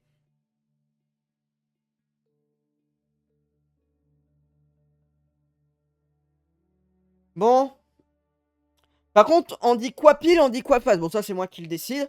On dit pile. Bah, on dit pile, choix 1. Face, le choix 2. Pile, le bac Congo. Face, le bac tête de serpent. Est-ce que vous êtes prêts?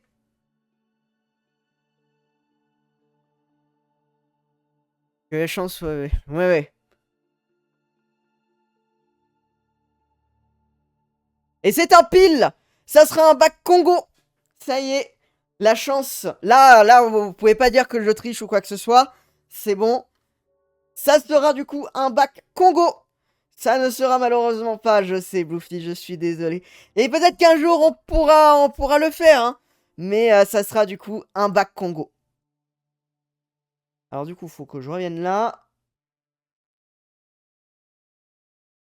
Tac. Là, je vais revenir ici. Et ça, je vais le remettre là. Pourquoi il m'a fait ça? Pourquoi il m'a tout... Reviens, s'il te plaît. Qu'est-ce qu'il fait? Oh putain, c'était tout cassé. Il est... Il y a tout qui a cassé. Non, c'est bon, c'est revenu, c'est plus cassé. Alors, quelles sont les réactions? Ah...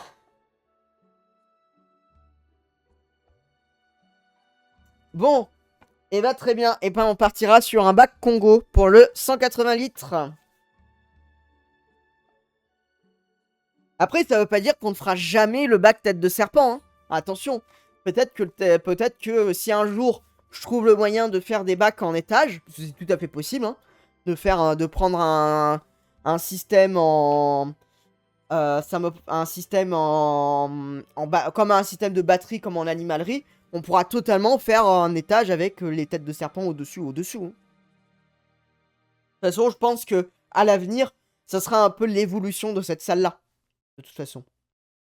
Attention, ce n'est pas entendu de l'oreille d'un sourd. Oui, mais attends, il faut que j'achète la batterie. Quand tu vois le prix que coûte juste l'armature de la batterie, voilà. Mais bon, très bien. Nous passons du coup sur le bac Congo. Très bien, très bien. Et puis voilà. Donc pour le 180 litres, c'est fait. Pour le 120 litres, eh ben malheureusement, on va les abandonner. Même s'il y avait du coup des très bonnes idées, que ce soit l'axolote, le cyclide des nains, l'écrevisse, même le sud-asiatique. Il y avait des bonnes idées, mais ça se bricole, ça. Ouais, bah, on en discute demain. Hein. On en discute demain, Bluefish. On en discute demain. Mais effectivement, donc ceux-là, on les abandonne. Et on va passer du coup sur le dernier. Sur le 60 litres. Que voulez-vous le faire pour le 60 litres? Donc, bac 1, l'équilibre africain. Bac 2, les poissons ballons. Bac 3, les crevettes. Bac 4, pardon, les épinoches.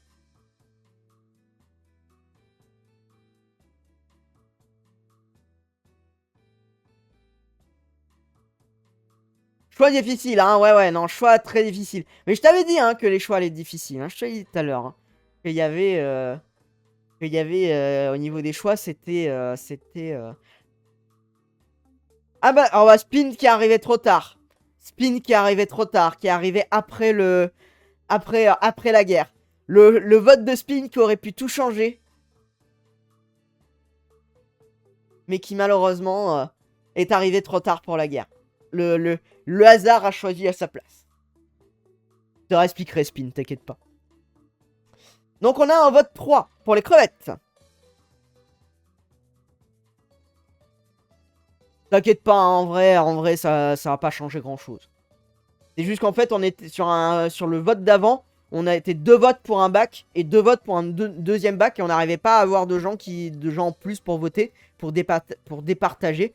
Donc du coup c'est pour ça que j'ai mis le message tout à l'heure pour dire s'il nous fallait des votes en plus. Donc pour le moment on a un vote 3. Que voulez-vous voter?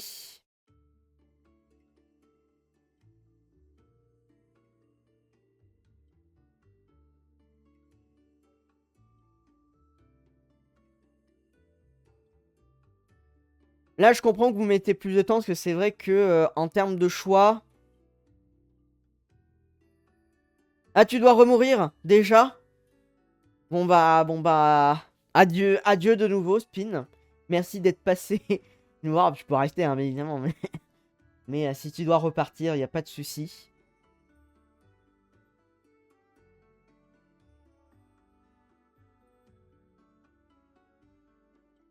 Ok, pas de soucis.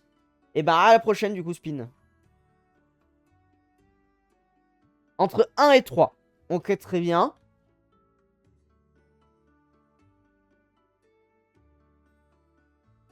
Oui, non, mais Amy, ça, je sais. Ça, je savais quel vote tu allais faire. De toute façon, pour tous les bacs, à part pour le premier, où il n'y en avait pas trop, mais pour tous les bacs, je savais très bien ce que tu allais voter, hein. Ça, je pense que personne ne s'en doutait de manière générale. Bonne soirée à toi, Spin.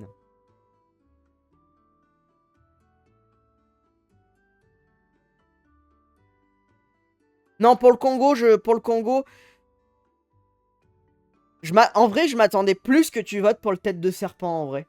Mais tu vois, si t'as préféré le Congo, c'est très bien, hein.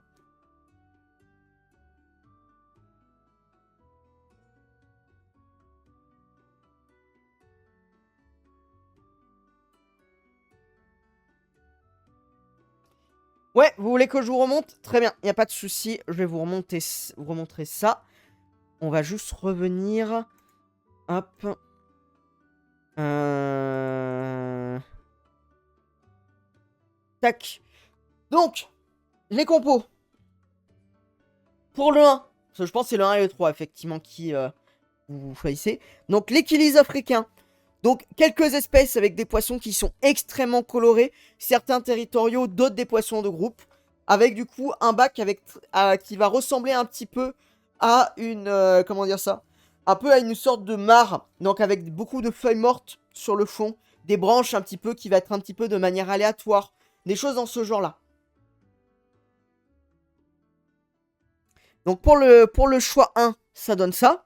Donc avec des espèces vraiment très très très colorées. Très petites, mais très colorées. Pour le choix 2, le poisson ballon. Le petit poisson ballon nain. Donc 2. En vrai, je pense qu'il faut que je regarde, mais en vrai, je pense qu'on peut même en mettre un tout petit peu plus. Je pense qu'on peut en mettre 3 ou 4. Honnêtement, sur un volume comme ça. À revérifier, mais je pense qu'on peut en mettre un peu plus. Voilà, c'est un poisson ballon qui fait entre, je crois, autour des 5-6 cm adultes. Donc il est quand même beaucoup plus gros que l'utilise, hein.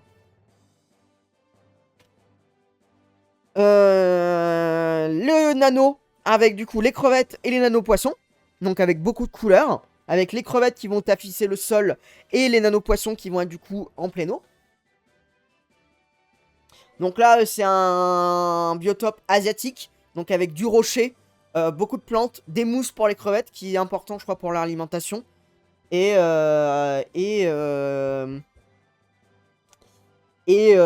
voilà, et peut-être une ou deux branches, on verra. Et en bas 4, l'épinoche cuirassé. Donc le mini hippocampe d'eau douce, entre guillemets, qui peut être un peu compliqué à nourrir, mais qui peut être sympa, mais qui est vrai qu'il est petit, et qui est assez petit de manière générale. Donc on a l'impression quand même de voir des petites brindilles. En sachant qu'il existe une autre espèce qui s'appelle Indostomus crocodilus, qui a des épines et des nageoires qui sont beaucoup plus grandes, mais que je n'ai pas vu en vente en France. Donc à voir si elle arrive plus tard, en France un jour en vente. Mais en tout cas, pour le moment, il n'y a que cette espèce-là en vente en France. Voilà. Et le choix 5, on s'en fout, parce que du coup, vous avez choisi. Voilà. Alors, je vais juste du coup revenir sur les choix.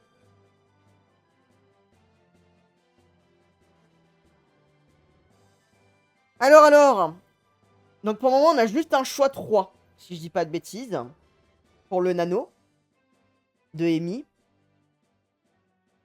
Donc on a Amy qui a fait le choix 3, et les autres, vous semblez plus être entre le 1 et le 3. 1, 1, ah, on semble partir sur du 1. Ok. 3. Donc on a 2, 3, 2, 1. Bon, bah, va falloir rappeler Spin. C'est ça. Le pile ou face, le retour. Non, mais c'est ça. Le pile ou face, le retour, effectivement. On va attendre 2-3 minutes s'il y a quelqu'un qui arrive pour voter. Mais c'est encore une égalité, effectivement. En vrai, c'était les deux bacs qui étaient, je pense, le plus intéressant visuellement, dans tous les cas. Donc ça me rassure, entre guillemets, parce que les autres, je les ai proposés. Ce que je me dis, c'est des bacs spécifiques qui peuvent être vraiment cool en termes d'espèces. Mais c'est vrai que visuellement, c'est pas les plus impressionnants. Alors que les deux autres, ils peuvent vraiment En termes de... Il peut vraiment visuellement vraiment péter.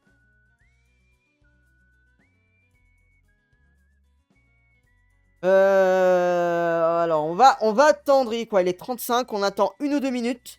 Voir s'il y a des gens qui arrivent pour voter.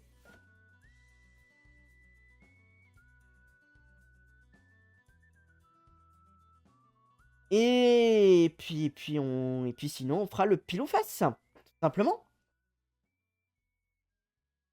Bon, en tout cas, moi, j'adore cette soirée, hein. Là, j'avoue que moi, c'est petit... pas de chana, pas de crevettes. Ah oui, pas de chana, pas de crevettes. Ah oui, d'accord, je vois.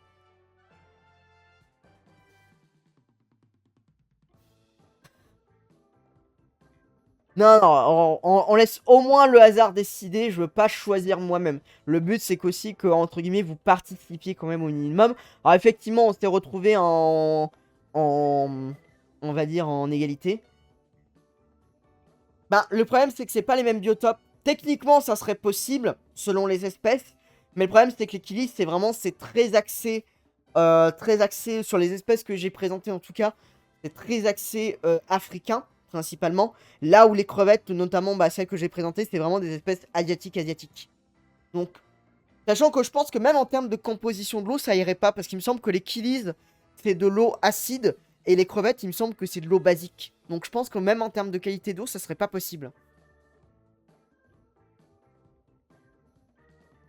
Et pareil, en termes de dureté, je pense qu'ils vont pas demander la même dureté.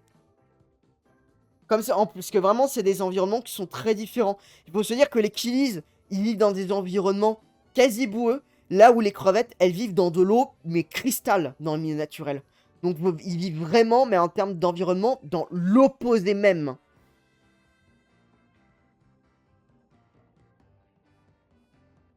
Bon, on va partir sur le pile ou face.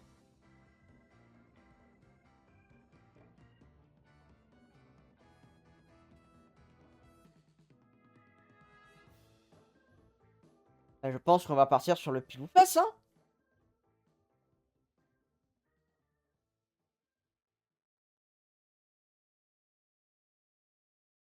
Et bah c'est parti.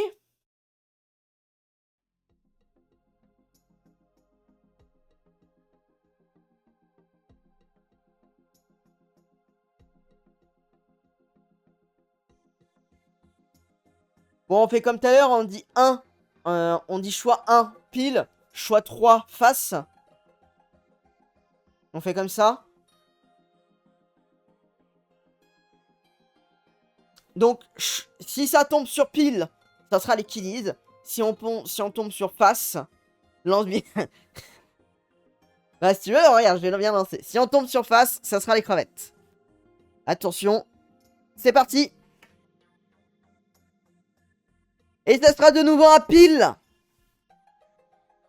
Attendez, je vais le relancer. On va garder pile. Mais juste vérifier qu'il soit pas bugué le truc. C'est moi où il me sort que des piles. Après, théoriquement... Non, face, il me sort des faces aussi. Donc, il n'y a pas de triche. Il n'y a pas de triche. C'est bon. C'est bon. Il n'y a pas de triche. Donc, ça sera pile. Ça sera pile. On prend le premier choix, bien évidemment. Je suis désolé, Amy. Là, c'est le... C'est le destin qui a parlé. Ça sera comme ça. Après, je peux regarder si je peux pas trouver une petite espèce de crevette africaine. De crevette africaine pour mettre avec. C'est peut-être possible. Faut que je regarde ce qui est disponible. Mais mon avis, on va partir du coup sur les killies.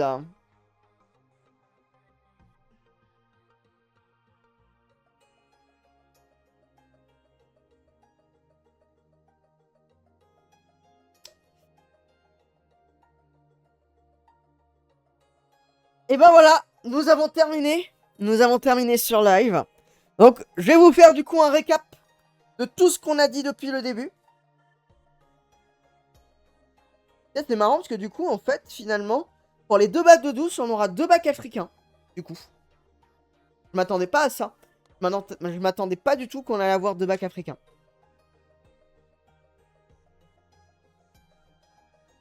Un petit bac de 60 litres en plus. Bah oui, mais le problème, c'est que, en fait, pour vous donner une idée, c'est que le mur où il y aura les aquariums fait 2,70 m. Les deux grands aquariums font 1 mètre chacun, donc ça fait 2 mètres de prix. Et le petit aquarium fait 50 cm de large, donc c'est-à-dire qu'il y a 2,50 m, 2,60 m en comptant les bords des meubles. Donc c'est-à-dire que j'ai que 10 cm pour mettre un bac en plus. Autant te dire que c'est compliqué. C'est pas que je veux pas, mais c'est compliqué. Ou alors, faut faire des étages. Ou alors, on repart sur notre idée d'étage. Dans ce cas-là, si on a la possibilité de faire un étage, allez, je veux bien faire patte blanche pour le petit bac, pour les 60 litres. Avoir un truc qui tient bien les 60 litres, surtout. Mais, pourquoi pas. Pour les gros bacs, ça va être plus compliqué, effectivement. Mais par contre, pour les petits bacs, voilà, on peut peut-être, effectivement, avoir, il peut y avoir discussion. Il peut y avoir pour parler, effectivement. Mais va falloir bien négocier. Mais du coup, en termes de récap, pour les terrariums, pour le désertique, vous avez choisi du coup le 5 allant bleu, le Tilica, qui aura du coup un environnement type bush, plage, un environnement sec, mais pas si sec que ça, avec un tout petit peu d'humidité, entre guillemets. Mais avec un décor un peu plus fourni que ce qu'on aurait pu faire avec un Pogona. Pour le tropical, vous avez choisi du coup le faux caméléon, en espérant que j'arrive à en trouver un. Maintenant, ça va être le plus dur. Il faudra du coup, faudra essayer de faire, je vais essayer de voir si je peux pas réussir à contacter des gens, des éleveurs, des boutiques, etc. Ne serait-ce que pour savoir si elles vont recevoir bientôt, entre guillemets, cette espèce. Comme ça, on pourra prévoir possiblement un terrarium. Pour le 180 litres, on aura du coup le bac Congo, avec notamment les poissons chats et les tétras, et le poisson papillon. Pour le 120 litres, on a du coup le bac marin Indo-Pacifique, avec du coup les poissons clowns, les curiosités marines, type anguille de jardin, blenny, dragonnet, etc. Et quelques petits poissons en plus à rajouter. Et pour le 60 litres, on aura du coup les killies africains, de toutes les couleurs et de toutes les formes.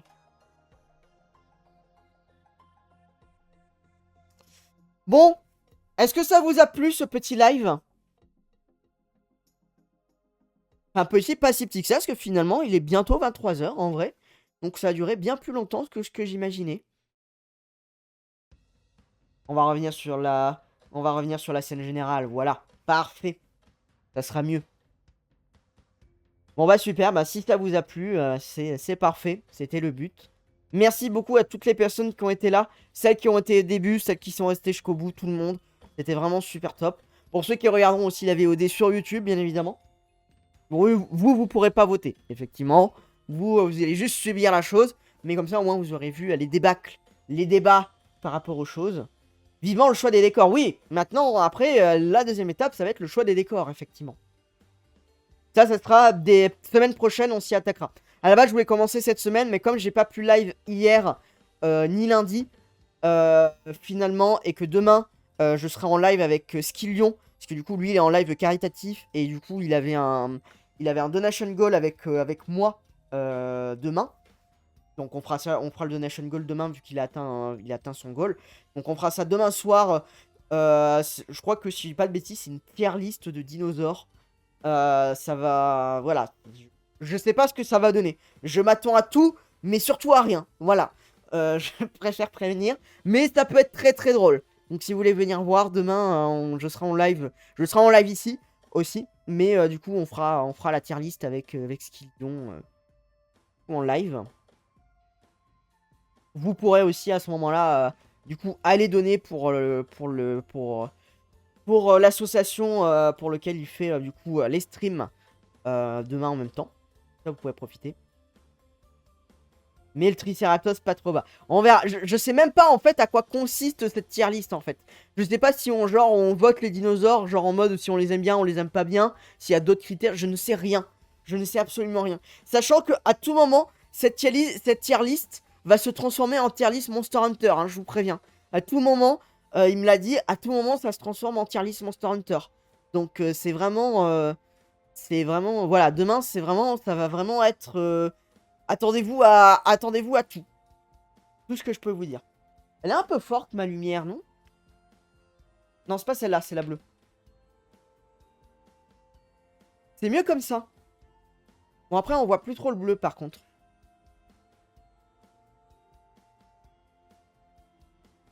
Si, on voit un peu le bleu, si. Enfin, voilà. Bon, bah, du coup, c'est très bien. Semaine prochaine, du coup, je ferai le planning ce week-end. Je mettrai aussi toutes les VOD ce week-end. J'ai pas eu le temps, là, cette semaine. J'ai une semaine, très, très chargée. J'ai pas eu le temps de faire grand-chose. Donc, promis, je mets toutes les VOD ce week-end. Je prendrai du temps samedi pour le faire.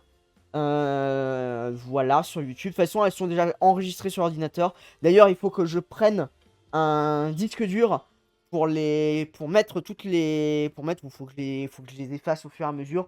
Parce que là, toutes les VOD, depuis qu'on a commencé en juillet, là, elles me prennent, je crois qu'à elles toutes seules, 200 ou 300 gigas, rien qu'à elles toutes seules sur le PC. Alors, ça va que j'ai 2 Tera de place, mais bon, au bout d'un moment, ça commence à faire beaucoup. Donc du coup, je vais acheter un petit disque dur externe je pense, d'un Tera, de façon à les mettre dessus. Et comme ça devrait tenir un petit moment.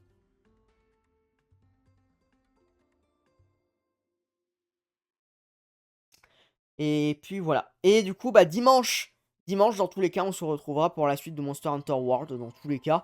Ça ne change pas. De toute façon, le dimanche, ça sera le rendez-vous Monster Hunter World. Ça sera un petit peu le truc récurrent qui restera. Il n'y a pas de souci. Voilà. Et du coup, semaine prochaine, normalement, il y aura un live de Paléo. J'ai pas encore la date, donc je peux pas vous dire. Mais normalement, il y aura un live de Paléo avec FL Reptile qui présentera un petit peu ce qu'il fera. Enfin, ce qu'il a fait. Du coup, il présentera son travail qu'il a fait du coup dans le magazine Espèce. Où il a du coup parlé notamment la représentation notamment des raptors, des vélociraptors et des autres dromosauridés, notamment aussi de Varyraptor, de manière générale. Comme ça, on pourra lui poser aussi quelques petites questions. Et voilà, il y aura certainement ça semaine prochaine. Et du coup, les lives pour commencer à imaginer les décors des terrariums, des aquariums, etc. Vous pouvez commencer à préparer. Je vais peut-être même faire un channel exprès sur le Discord. Vous pouvez commencer à préparer des idées. Parce que du coup, dans les terrariums, vous pouvoir présenter des idées du coup d'environnement. Alors, il faut que ce soit concordant avec l'espèce, du coup, les espèces qu'on va présenter, du coup, dans les aquariums, dans les terrariums. Mais on va pouvoir y glisser un petit peu des petites rêves, des petits easter eggs. Alors, faut pas que ce soit très voyant, mais on va pouvoir ajouter Oula, désolé. Des petits trucs à l'intérieur qui fait que ça peut être assez sympa. Voilà. Donc on va pouvoir être un petit peu flexible en termes de décor. Vous verrez, je réexpliquerai ça mieux la semaine prochaine. Et puis voilà. Bon, sur ce, je pense qu'on va pouvoir s'arrêter là. J'ai la gorge sèche. Là, j'ai parlé pendant 2h30 non-stop. J'en peux plus. Mais je suis trop content. Le live, il était vraiment, vraiment trop bien. Bon, allez, on se dit à demain pour ceux qui nous verront en live demain. Et sinon, bah au prochain live. Prochain live, prochaine fois que vous passez. Et puis voilà. Je vous souhaite une bonne soirée et à la prochaine.